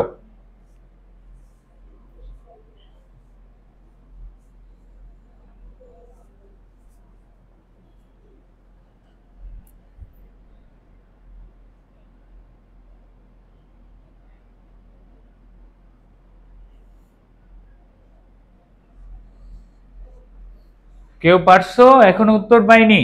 ওয়ালাইকুম আসসালাম। এক কেবল ক্লাসে আসলো, এটা কে রে? এবার বুঝলে তো কেন 8 থেকে 9 জন বলেছি? বুঝছো?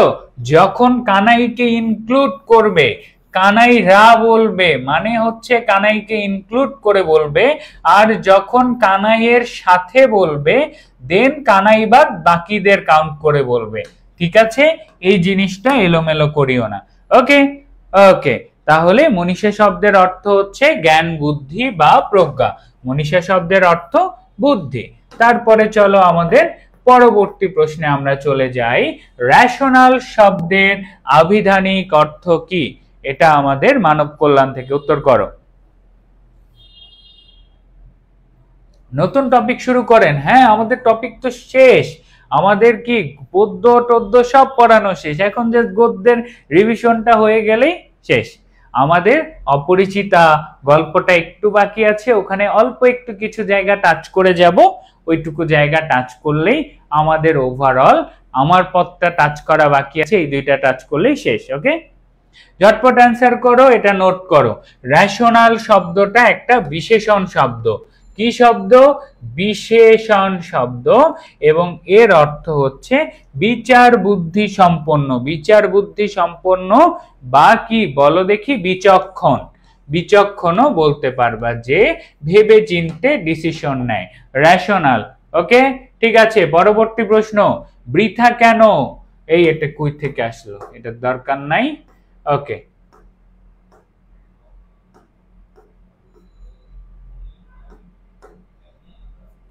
তোমাদের জন্য এখানে আরো অনেকগুলো সাজেশন অ্যাড হয়ে আছে। আমরা এখন আরো কিছু এমসিকিউ করি। চলো, ডিরেক্ট অপরিচিতার এমসিকিউ করতে করতে এখানে সৃজনশীলের জন্য সাজেশন দেওয়া আছে। চলো আমরা অপরিচিতা একদম ঢুকে যাই। অপরিচিতা গল্পে একজোড়া ইয়াররিং সম্পর্কে শেখরার মন্তব্য কি? অপরিচিতা গল্পে একজোড়া ইয়াররিং সম্পর্কে শেখরার মন্তব্য কি? অ্যান্সার করো। ক ক ক ক ক ক ক এতগুলো ক দিয়ে উত্তর করতেছ রে। পরীক্ষার টপিক শুরু করেন। অনুপমার কল্যাণীর বয়স নিয়ে কনফিউজ নাই। অনেকে বলে 22 22 22, এটা কোনোভাবেই হবে না। কেন? তখন আমার ছিল এত, আমার এখন 27। এখন ওই তখনটা কোন জায়গায়, ওটা যদি জায়গাটা ঠিক না হয় তাহলে আবার অনুকল্যাণীর বয়সটা ওলটপালট হয়ে যায়। বয়স নিয়ে ওরকম প্রশ্ন আসে না, বাট বিয়ের সময় ধরে নিবা অনুপমের বয়স ছিল 23 বছরই, কল্যাণীর বয়স ছিল 15 বছরই। এটাই মাচ মোর অ্যাপ্রোপ্রিয়েট। ওকে, ঠিক আছে। তাহলে অপরিচিতা গল্পে একজোড়া ইয়াররিং সম্পর্কে শেখরার মন্তব্য হচ্ছে ইহা বিলাতি মাল। ইহা কি মাল? ইহা বিলাতি মাল। কোন দেশি মাল?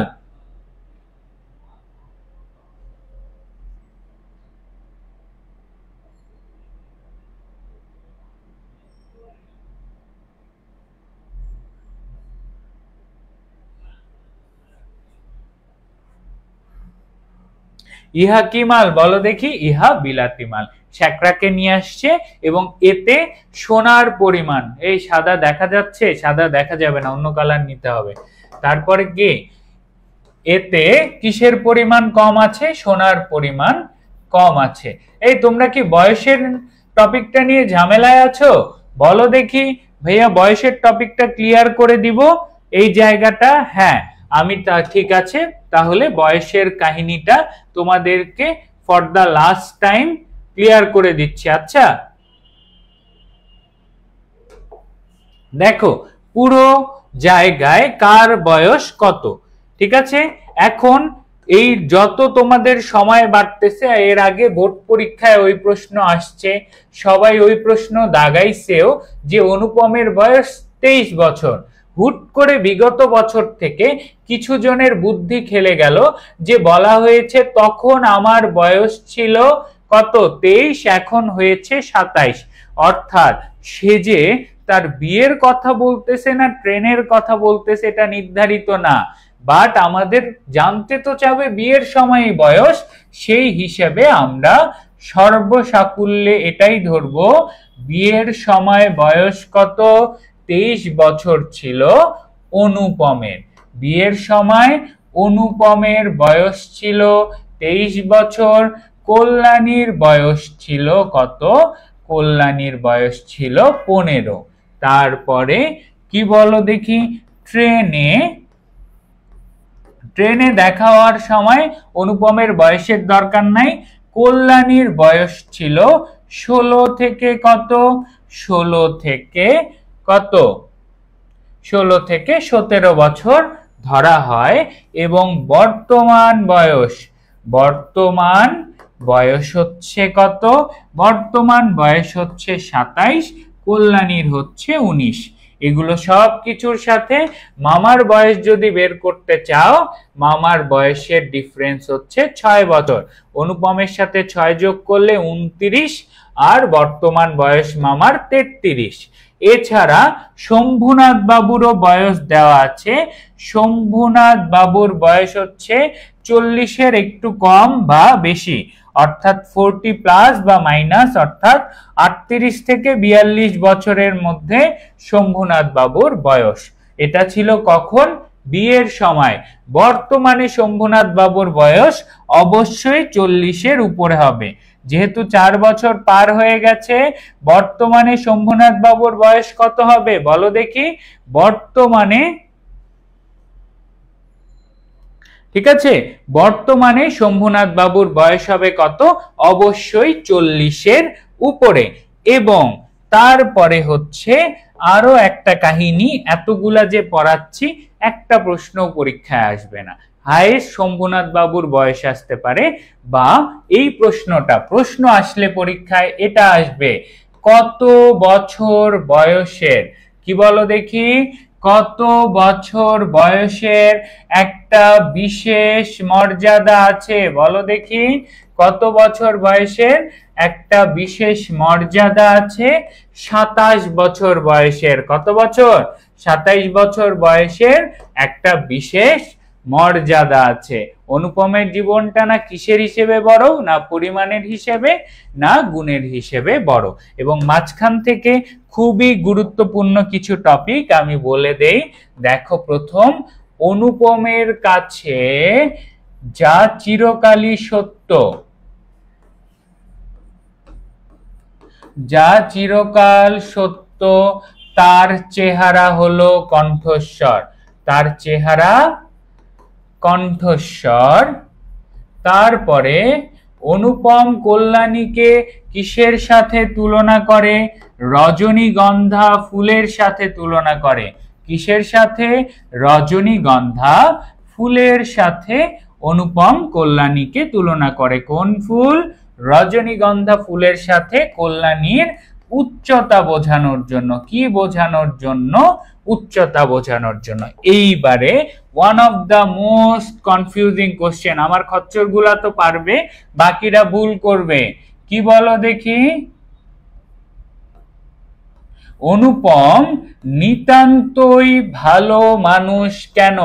অনুপম নিতান্তই ভালো মানুষ কেন? বলো, অ্যান্সার করো। অনুপম এত ভালো কেন বলো দেখি? কি বলো দেখি? কণ্ঠস্বর বা গলার স্বর। আরো অনুপম কল্যাণ কি বলো দেখি? অনুপম কল্যাণীর কণ্ঠস্বরকে কিসের সাথে তুলনা করে? কল্যাণীর গলা ইকুয়াল টু গান, গানের সাথে তুলনা করে। অনুপম কল্যাণীর উচ্চতা বোঝানোর জন্য রজনীগন্ধা ফুলের সাথে তুলনা করে, আর অনুপম কল্যাণীর গলা বোঝানোর জন্য বা কণ্ঠস্বর বোঝানোর জন্য কিসের সাথে তুলনা করে বলো দেখি? কিসের সাথে? সেটা হচ্ছে গানের সাথে তুলনা করে। খারাপ মার তামা না না না না না, এই যে এই ভুলটা করার জন্যই তোমাদেরকে এই ঝামেলাটা দেওয়া খচ্চরের দল। খুবই সিম্পল। না, অনুপম নিতান্তই ভালো মানুষ বিকজ হি ডোন্ট, এইটা নয়, বরং তার ভালো হওয়ার ঝঞ্ঝাট নেই। কেন?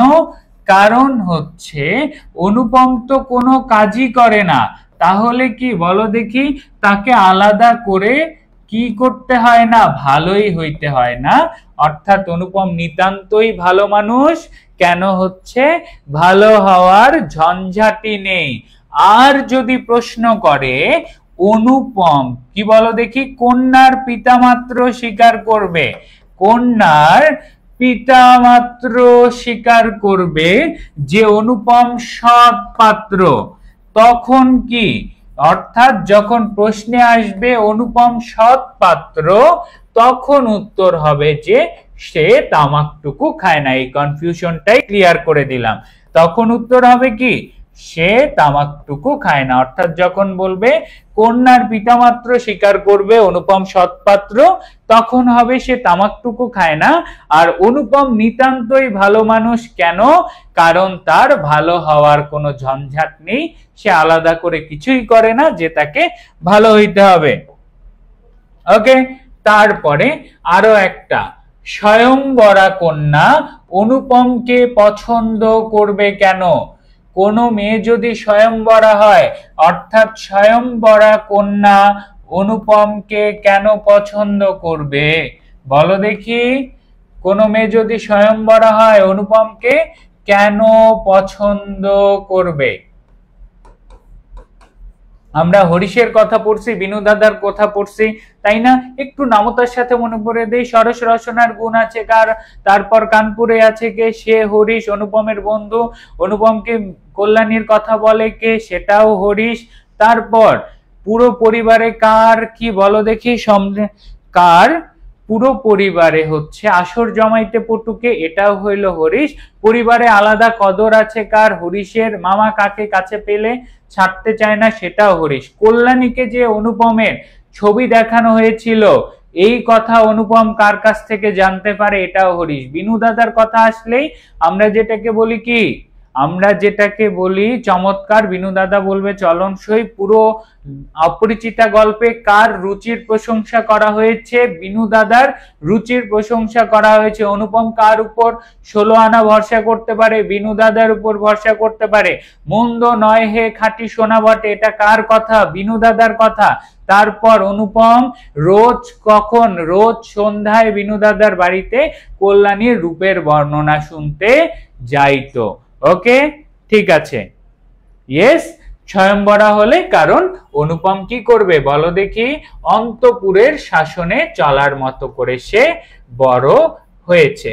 এবং আরেকটা আনকমন কোশ্চেন, যেটা বাকি তো সব তোমরা পারো, যেটা অনেকেই পড়ো না, সেটা হচ্ছে মামা কেন কলকাতার বাইরে যায় না? ঠিক আছে, মামার অস্থিমজ্জায় কি জড়িত? টাকার প্রতি আসক্ত। মামা কোথায় হারবে না? যেখানে টাকার সম্পর্ক আছে। পরিবারে এ কারণে মামার আলাদা সদর আছে। মামাকে ফল্গুর বালির সাথে তুলনা করা হয়। এই পাঠটা আমরা অনেকে পড়ি না।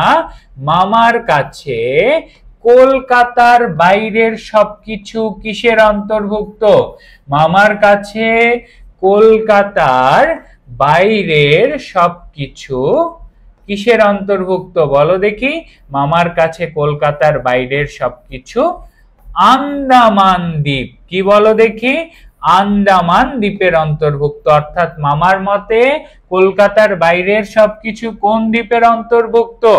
আন্দামান দ্বীপের অন্তর্ভুক্ত। ক্লিয়ার? ওকে, তারপরে কি?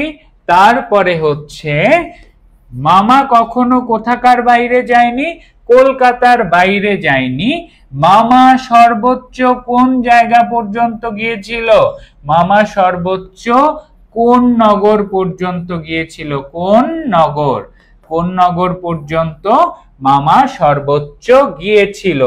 তারপরে বলা হয় মামা কলকাতার বাইরে যাওয়াটাকে এতটাই ভয় পায় যে মামা যদি মনু হতো, এই মনু বরিশাইল্লা মনু না, এই মনু হচ্ছে বিধানকর্তা বা শাস্ত্র, কেউ আবার শাস্তি লেখিও না, বিধানকর্তা বা শাস্ত্র প্রণেতা। বিধানকর্তা বা কি শাস্ত্র প্রণেতা হইতো, অর্থাৎ নিয়ম লিখতো পৃথিবীর, তাহলে মামা কি বানাই দিত? হাবড়ার পুল পার হওয়াকে মহাপাপ বানাই দিত। হাবড়ার পুল পার হওয়াকে মামা কি বানিয়ে দিত? হাবড়ার পুল পার হওয়াকে মামা বানাই দিত মহাপাপ। তাহলে মামা সর্বোচ্চ কোন নগর পর্যন্ত গিয়েছিল? সে কখনোই কলকাতার বাইরের যায় না। ওকে, এবং এই যে আন্দামান দ্বীপ হচ্ছে ভারত এবং মিয়ানমারের মধ্যবর্তী স্থান, যেখানে ইংরেজদের সময় অসংখ্য কি কয়েদিদের ছেড়ে রাখা হতো, অর্থাৎ একদম বাইরের একটা জায়গা। তো মামা এইটাই কি করতো বলো দেখি?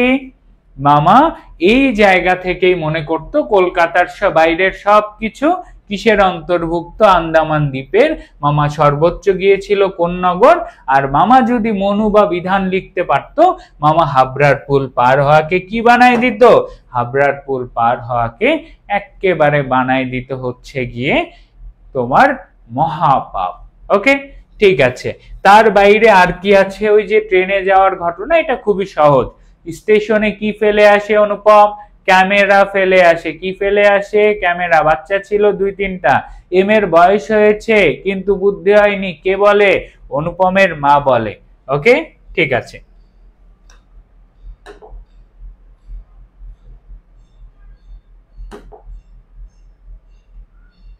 চলো আমরা এবারে আমাদের লাস্ট যে অংশটুকু বাকি আছে সেই অংশটুকুর কিছু এমসিকিউ পড়ি। আমরা আমার পথের কিছু এমসিকিউ করব। ওকে, ঠিক আছে।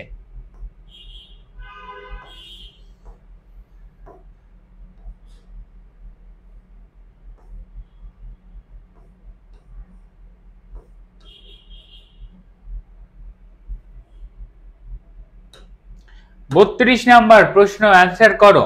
কাজী নজরুল ইসলাম কোন পত্রিকার সম্পাদনার কাজে যুক্ত ছিলেন না? অ্যান্সার করে ফেলো।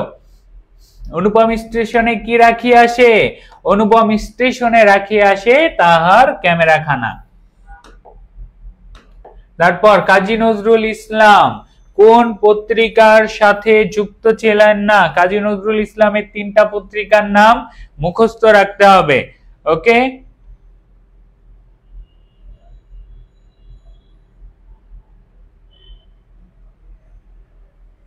সৃজনশীল নিয়ে এখনই আলোচনা হবে ভাইয়া। আমার পথটা শেষ হলেই আমরা এখনই ইনশাআল্লাহ সৃজনশীল নিয়ে আলোচনা শুরু করব। Good job. দেখো নাম 3টা মাথায় রাখো, ধূমকেতু, নবযুগ আর লাঙ্গল। ধূমকেতু, নবযুগ আর লাঙ্গল। ধূমকেতু, নবযুগ, লাঙ্গল, এই যে 3টা, এই 3টাই ডান। ধূমকেতু, নবযুগ, লাঙ্গল। ক্লিয়ার? এই 3টা হচ্ছে তার 3টা কি বলো দেখি? এই 3টা হচ্ছে তার 3টা পত্রিকা। তাহলে কোনটা না সেটা এখন বের করা খুবই সহজ হয়ে গেছে। কোনটা না বলো দেখি? প্রবাসী।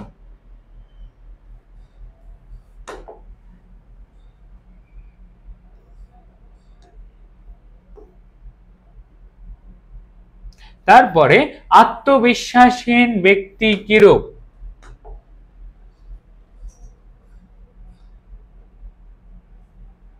ব্রাইটনেসটা খুব বেশি লাগতেছে না, লেখা বোঝা যাচ্ছে না, আমি একটু ডার্ক করে নিই। ওকে, ঠিক আছে। আত্মবিশ্বাসহীন ব্যক্তি কিরূপ বলো? ইয়েস, ডি নাম্বার, প্রবাসী হবে। তারপরে আত্মবিশ্বাসহীন ব্যক্তি কেমন হয়? আত্মবিশ্বাসহীন ব্যক্তি কেমন হয়? আমার পথ খুবই সহজ একটা।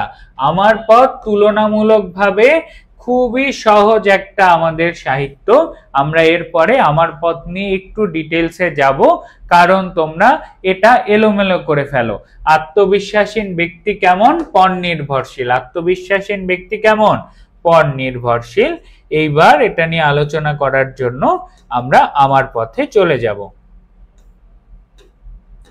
ওকে।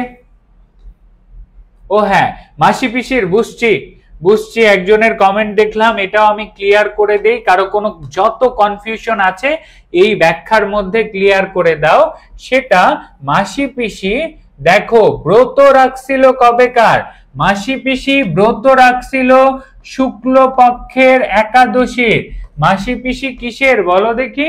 শুক্লপক্ষের। লেখা বোঝা যাচ্ছে না, এটা ফালতু কালার, আমরা অন্য কালারে যাব। ওকে, মাসি পিসি কিসের বলো দেখি? শুক্লপক্ষের একাদশীর ব্রত রাখছিল।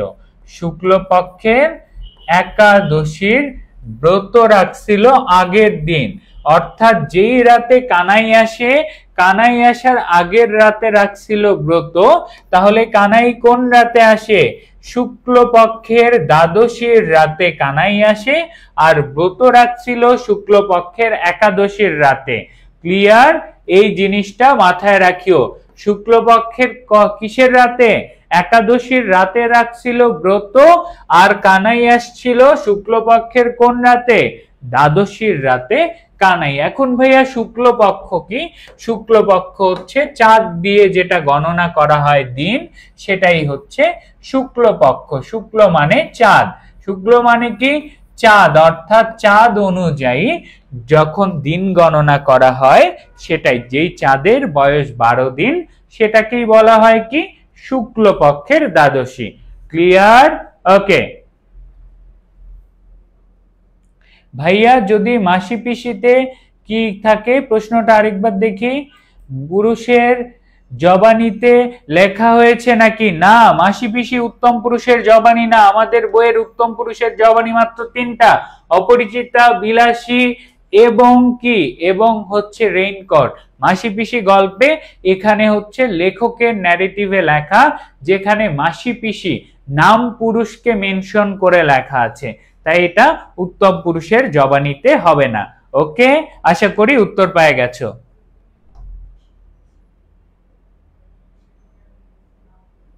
যে বলছে সেই ভাইয়াকে লটকায় রাখো, সেই ভাইয়ার মাথার আলু ঠালু পাগল হয়ে গেছে। এই ধরনের ভুল করা যায়? জীবনেও মাসি পিসি উত্তম পুরুষের জবানি হবে না। ওকে, আশা করি ক্লিয়ার হয়ে গেছে তোমার। হয়তোবা তাড়াহুড়ায় তার দ্বারা ভুল হয়ে গেছে। ঠিক আছে, ওকে।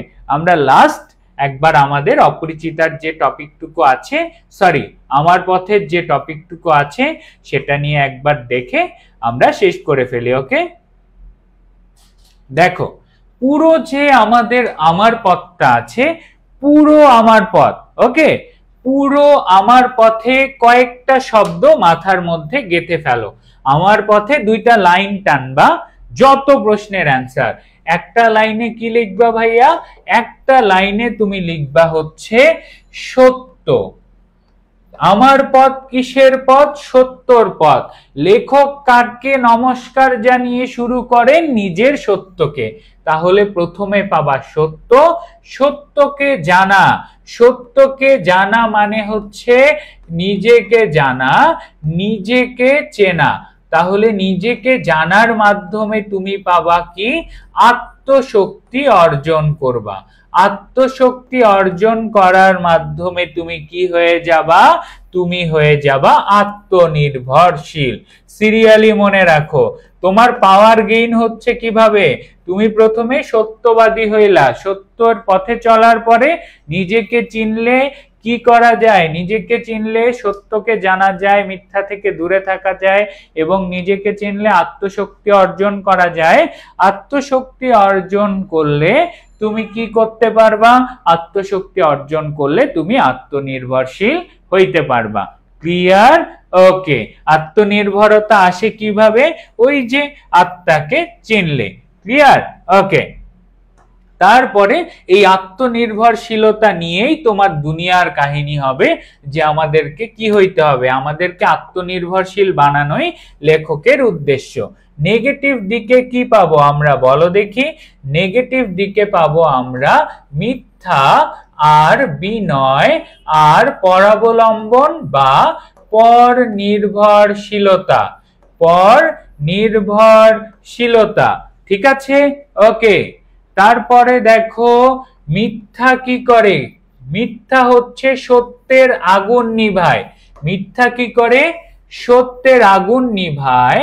আর বিনয় সত্যকে ঢেকে দেয়। Triple star question. সত্যকে ঢেকে দেয় মিথ্যা না, সত্যকে ঢেকে দেয় কি?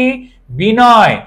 আর কি বলো দেখি? সত্যের আগুনকে নিভিয়ে দেয় কি ভাইয়া? সত্যের আগুনকে নিভিয়ে দেয় হচ্ছে আমাদের কি? বলো দেখি। সত্যের আগুনকে নিভিয়ে দেয় আমাদের,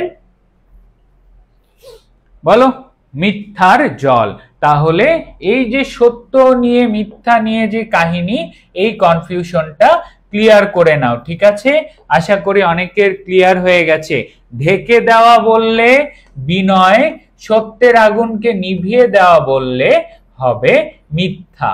তারপর লেখকের মতে মিথ্যা বিনয়ের চেয়ে অহংকার ভালো। তারপর নিজেকে চেনার, নিজের সত্যকে জানার দম্ভ, সেটা কি নয়? বলো দেখি। সেই দম্ভ কোনো ভণ্ডামি নয়। লেখক আমাদেরকে ভণ্ডামি পরিহার করতে বলবেন গল্পে। তারপর রাজভয় ও লোকভয় লেখককে বিপথে নিয়ে যাবে না। তারপর একটা লাস্ট খুবই পপুলার কোশ্চেন, সেটা কি? গান্ধীজি আমাদেরকে কি শিখিয়েছেন? এখান থেকে আমরা পাবো কি? গান্ধীজি আমাদেরকে শিখিয়েছেন কি? স্বনির্ভর হওয়া। গান্ধীজি শিখান আত্মনির্ভরশীল হইতে। আর আমরা কি করি?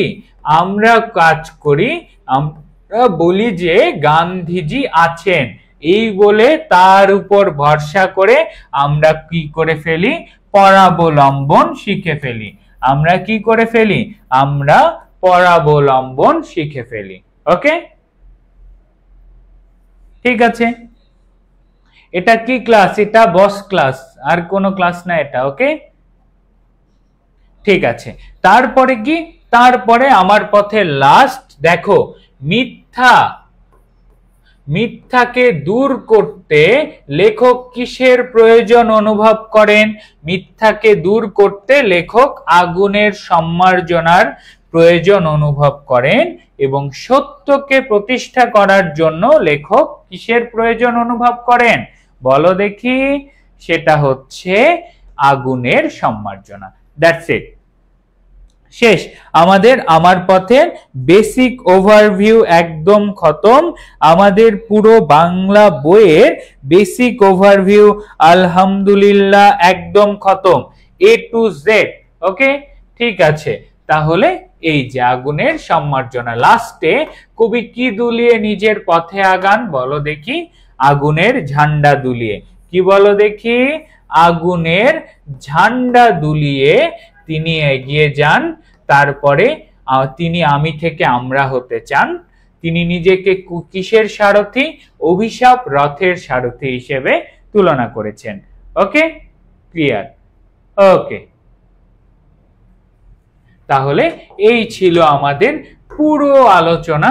এরই মধ্য দিয়ে আমাদের গদ্যের ফুল একটা রিভিশন হয়ে গেছে। এখন আমি একটু কনফিউশন ক্লিয়ারের টাইম দিই। যার যত কনফিউশন আছে আমাকে জানাও, আমরা সেটা অনুযায়ী কাজ করব। ওকে, ঠিক আছে।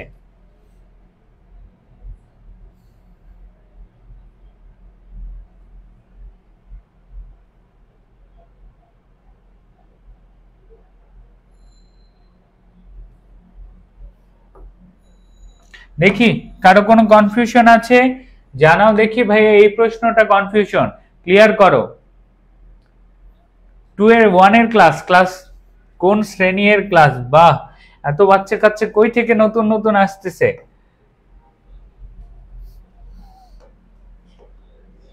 শিশু শ্রেণীর ক্লাস ভাইয়া।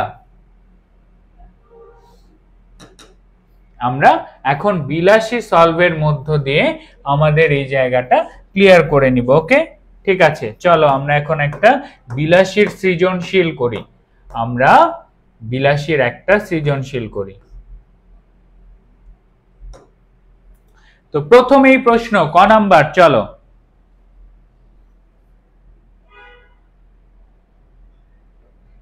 আচ্ছা, মানব কল্যাণের সামারি অবশ্যই বুঝাই দিব ইনশাআল্লাহ। ভাইয়া সব পারি, ইনশাআল্লাহ পারবা, আর চিন্তা নাই। এখন একটু কনফিডেন্স লাগতেছে না?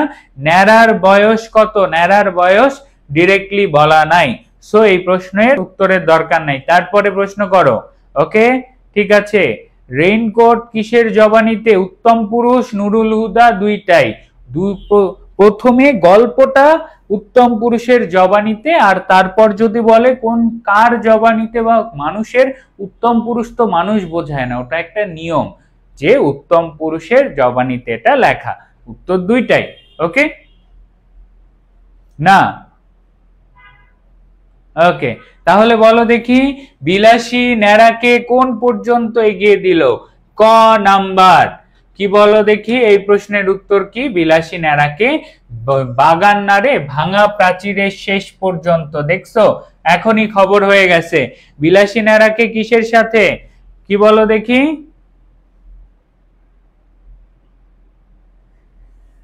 বিয়ের সময় কল্যাণীর বয়স 15। ইয়েস,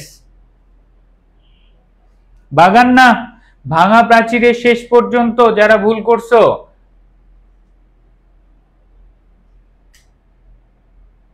কল্যাণীর বয়স যদি অপশনে 15 বা 16 না, বিয়ের সময় 15ই হবে। একদম ডিরেক্ট বলা আছে যে মেয়ের বয়স হয়ে গেছে 15 বছর, অনেক বেশি, 15ই হবে। ঠিক আছে, ওকে।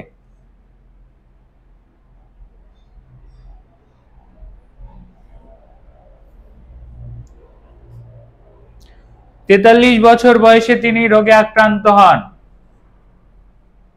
পিক্স ডিজিসে, কোন রোগ? পিক্স ডিজিসে তিনি আক্রান্ত হন। জানার দরকার নাই যদিও বা অ্যাডমিশনের পড়া, বাট এটা পরীক্ষায় আসবে না, তার ডিজিজের কথা নাই।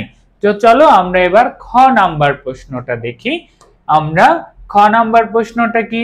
ঘন জঙ্গলের পথ একটু দেখে পা ফেলে যেও, এবং যারা চলে যাচ্ছ সবগুলো খচ্চরকে বলতেছি আজকে রাত 8টায় পরীক্ষা, আজকে রাত 8টায় তোমাদের পরীক্ষা। মডেল টেস্ট সবাই ওয়েবসাইট থেকে খুব সুন্দর করে পরীক্ষা দিবা। ওকে, আজকে রাত 8টায় কি বলো দেখি পরীক্ষা, একটা খুবই সুন্দর পরীক্ষায় পরীক্ষা দিয়ে একটু যাচাই করে দেখো তোমার প্রিপারেশনের কি অবস্থা। আচ্ছা, ওকে, তারপরে আসি ঘন জঙ্গলের পথ পা ফেলে একটু দেখে পা ফেলে যেও, ব্যাখ্যা করো। অর্থাৎ এখানে কি বলা হয়েছে? আমাদের বিলাসী গল্পের একটা লাইন, বুঝতেই পারতেছো বিলাসী গল্পে বিলাসীর এই কথাটি বলার মাধ্যমে জঙ্গলে সাপ থাকতে পারে এ বিষয়ে ন্যাড়াকে সতর্ক করার বিষয় বলা হয়েছে। ক্লিয়ার?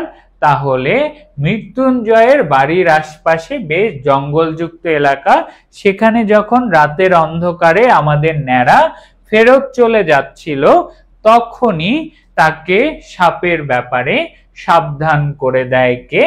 আমাদের কে বলো দেখি? আমাদের বিলাসী। ক্লিয়ার? তাহলে এটা কি বলো দেখি? 8টায় এক্সাম, ইয়েস 8টায় exam, only CQ, only MCQ. Okay, ঠিক আছে।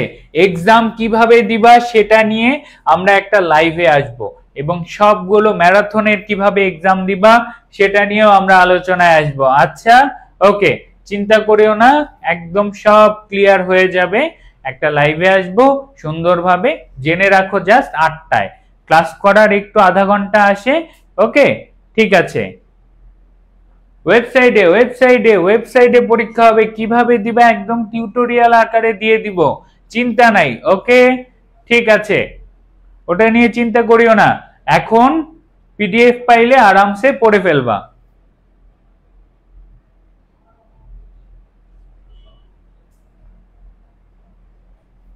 যে কেউ দিতে পারবা, যে কেউ। ওয়েবসাইটে লগ ইন করতে কি লাগে? কিচ্ছু লাগে না, ঠিক আছে। ওকে, তারপরে আসো উদ্দীপকে বিলাসী গল্পের কোন দিকটি প্রতিফলিত হয়েছে? উদ্দীপকে বিলাসী গল্পের দেখো 18 শতকের শেষ 19 শতকের শুরুর দিকে ভারতীয় উপমহাদেশে হিন্দু সমাজে নানা কুসংস্কার ছিল, ধর্মীয় গোঁড়ামি, অন্ধবিশ্বাস, জাতিভেদ এমন পর্যায়ে গিয়েছিল যে তাতে পুরো সমাজ ব্যবস্থার উপক্রম হয়। তার মধ্যে কি এমনই এক অনিশ্চয়তার মধ্যে রাজা রামমোহন রায়ের মতন সমাজ সংস্কারকের অবস্থা ঘটে। তাহলে উদ্দীপকে বিলাসী গল্পের কোন দিকটা ফুটে উঠছে বলো দেখি? সোজা কথা, উদ্দীপকে বিলাসী গল্পে আমাদের বিলাসীর সাথে যে বর্ণ বৈষম্য বা কুসংস্কারের কারণে তাকে যে পেটায়, নালতের মৃত্যুর, এই বিষয়টাই ফুটে উঠেছে। আমরা বিলাসী গল্পে দেখি সে সাপুরের মেয়ে, আমাদের এমসিকিউর জন্য পড়ো, বিলাসীর জাত কি? মালো। বিলাসীর জাত কি? বিলাসীর জাত হচ্ছে মালো। ইনশাল্লাহ ভাইয়া, ঠিক আছে। তাহলে হ্যাঁ, কুসংস্কারও বলতে পারবা, বিদ্যমান ধর্মীয় কুসংস্কার, বাট মেইনলি ওখানে কিন্তু ভাইয়া এই যে বর্ণ বৈষম্য বললে বা জাত বিভেদ এটাও বলতে পারো, এটাই মাচ মোর অ্যাপ্রোপ্রিয়েট। কেন বলো দেখি? ওই যে অন্ন পাপ, বাপ রে, এ তো অন্ন পাপ করে ফেলছে, কেন বলে বলো দেখি? ওই যে বিলাসী কি করে? বিলাসীকে অন্ন পাপের কারণে তাকে সবাই মিলে যে বেধড়ক পিটায়, যে ওমের হাতে মৃত্যুঞ্জয় খাইছে, এমে কেন আমাদের উঁচু জাতের মানুষের কাছে আসছে, এটা নিয়েই কথা হয়। ওকে, তাহলে সেই বিষয়টা এখানে তুলে ধরবা। সৃজনশীল তোমরা যারা পদ্মের ক্লাস করছো তাদের কাছে খুব সহজেই ক্লিয়ার। এখন সৃজনশীল তোমার নিজের লেখা, আমি তোমাকে বলে দিয়েছি খুব সুন্দরভাবে ভাইয়া। সৃজনশীলে 4টা পার্ট হবে। প্রথম পার্ট জ্ঞানমূলক, বিশ্লেষণে যেটা চাবে তুমি হ্যাঁ বললে হ্যাঁ, না বললে না, বললা। তারপর হ্যাঁ বলছো, তোমার বইয়ে হ্যাঁটা কেন হ্যাঁ হবে সেটা বলবা। 3 নাম্বার পার্টে ঘ নাম্বারের জন্য বলতেছি, তোমার উদ্দীপকে সাথে বইয়ের হ্যাঁ মিল কোথায়। এবং লাস্ট পার্টে তোমার কাজ কি হবে, লাস্ট পার্টে তোমার কাজ হবে তোমার বক্তব্যটা গুছায় লেখা। অর্থাৎ তুমি এই দুইটা তুলনামূলক আলোচনা করে তুমি কি বুঝলা, তোমার মতে কি ফুটে উঠলো যে হ্যাঁ সেই সময়ে এই কাজটা ঘটেছে, আরো এমন কিছু হতে পারে, এটাই তুমি শিক্ষা গ্রহণ করলা। উচ্চতর দক্ষতা পাঠটা ঘয়ের 4 নাম্বার প্যারা, ইটস আপ টু ইউ। তুমি তোমার মতো খুব সুন্দর করে, যত সুন্দর করে সাজায় লিখবা তত সুন্দর করে মার্ক পাবা। ওকে,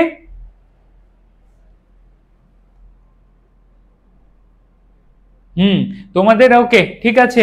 আমি তাহলে খুড়ার জাত কায়স্থ, তারপরে কি আমাদের মৃত্যুঞ্জয়ের জাত কায়স্থ, আর এইদিকে পরবর্তীতে আমাদের মৃত্যুঞ্জয় জাত পরিবর্তন করে হয়ে যায় মালো। তারপর একটা ডোমের জাতের কাহিনী আছে, ব্রাহ্মণের ছেলে কাকে বিয়ে করে, ব্রাহ্মণের কোন পাশ ছেলে, ব্রাহ্মণের পড়াশোনা করা ছেলে কাকে বিয়ে করে, ডোমের মেয়েকে বিয়ে করে পুরোদস্তুর ডোম হয়ে যায় এবং শুয়োর চড়ায় ধুচুনি কুলিয়া বিক্রি করে। ওকে, এটাও জেনে রাখবা। ওকে, ঠিক আছে। তাহলে আমি কি বলবো, তাহলে অলরেডি তোমাদের পড়ার একটু টাইম দিই খুব ভালো করে, যেহেতু 8টায় তোমাদের এক্সাম, সবাই একটু ভালো মতো সময় নাও, নিয়ে পড়ো। পিডিএফ পদ্মের পেয়ে গেছো, গদ্যেরটাও পেয়ে যাবে ইনশাল্লাহ, এবং সেই অনুযায়ী রিভিশন দিয়ে ফেলো। ওকে, ঠিক আছে। এখন আমি কনফিউশন সলভ করব। তাহারই পরে মনে, গল্পে কয়টি ঋতু, একটি। এটা নিয়ে এখন প্রচুর কনফিউশন, কেন যে নরমালি এখানে শীতকাল বলা নাই, এই জন্য ঋতু হবে একটা। কিন্তু কেন, কারণ দেখো ভাইয়া, এই গল্পের যদি আসলেই মাঘের সন্ন্যাসী মানে, নর্মাল অর্থে তো মাঘের সন্ন্যাসী মানে কি, মাঘের সন্ন্যাসী মানে তার স্বামী না। কেন, কারণ হচ্ছে নর্মালি কবিতাটা বসন্তকে নিয়ে, আর কি বলো দেখি, আরেকটা ঋতুকে সে ভুলতে পারতেছে না সাধারণ অর্থে। তাহলে কয়টা ঋতু, 2টা ঋতু, বসন্ত আর শীত। যদি ভিতরের অর্থ বলতো তখন তো বসন্ত হইতো না, তার জীবনে বসন্ত আসা মানে জীবনের সফলতা।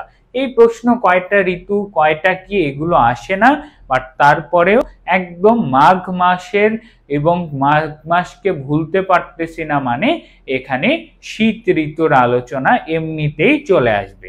এখন এটা নিয়ে পার্থক্য আছে, যিনি বলতেছে তিনি তার ব্যাখ্যাটাও, এখন সুফিয়া কামালকে মরা থেকে জিন্দা করে দেখতে হবে যে আসল উত্তরটা কি হবে। ঠিক আছে, ওকে। হ্যাঁ, 30টা এমসিকিউ থাকে, ক্লিয়ার। হ্যাঁ, জাত আর বংশ আলাদা ভাইয়া, জাত আলাদা বংশ আলাদা। জাত হচ্ছে ধর্মীয় পরিচয়, বংশ হচ্ছে পারিবারিক পরিচয়। ওকে, ঠিক আছে ইনশাল্লাহ ভাইয়া। 10টা না, তুমি যাও বহুপদী আনকমন নতুন বানানো প্রশ্নগুলো ছাড়া, বহুপদী আনকমন বানানো প্রশ্ন ছাড়া তুমি যদি স্বর্ণ ভাইয়ার পিডিএফ পড়ে যাও, কালকে হাসবা, এটুকু আমি গ্যারান্টি দিলাম। কালকে পরীক্ষার প্রশ্ন দেখে ইনশাল্লাহ তোমার কষ্ট লাগবে না। ওকে, হ্যাঁ, পরীক্ষাটা পেজে ওয়েবসাইট থেকে নিবা। ওকে, ঠিক আছে। হ্যাঁ, গদ্যের ক্লাস শেষ তো ভাইয়া, গদ্যের ক্লাস খতম, টাটা বাই বাই। ওকে, টেলিগ্রাম গ্রুপে জয়েন হয়ে যাও, সেখানে খুব সুন্দরভাবে পিডিএফ পাবা, আমাদের পরবর্তী অ্যাডমিশনের আপডেট পাবা। কেননা জানোই এইচএসসি পরীক্ষা শেষ করলে অ্যাডমিশনে তোমাদেরকে হাই এডুকেশনের কাছেই আসতে হবে, কেননা এত বেশি কিছু এত গোছানো ভাবে অনলাইনে এখনো কোথাও নাই। এই জন্য জাস্ট পড়ানো, বাংলা খুবই সহজ সাবজেক্ট, যে কেউ পড়াতে পারবে, কিন্তু অ্যাডমিশনের বাংলায় যখন যাবা তখন ভাইয়া স্বর্ণ ভাইয়ার এই হাসি খুশি চেহারা বদলে যাবে। এত বেশি পড়া তোমাদেরকে পড়তে হবে সেটা বলার বাইরে।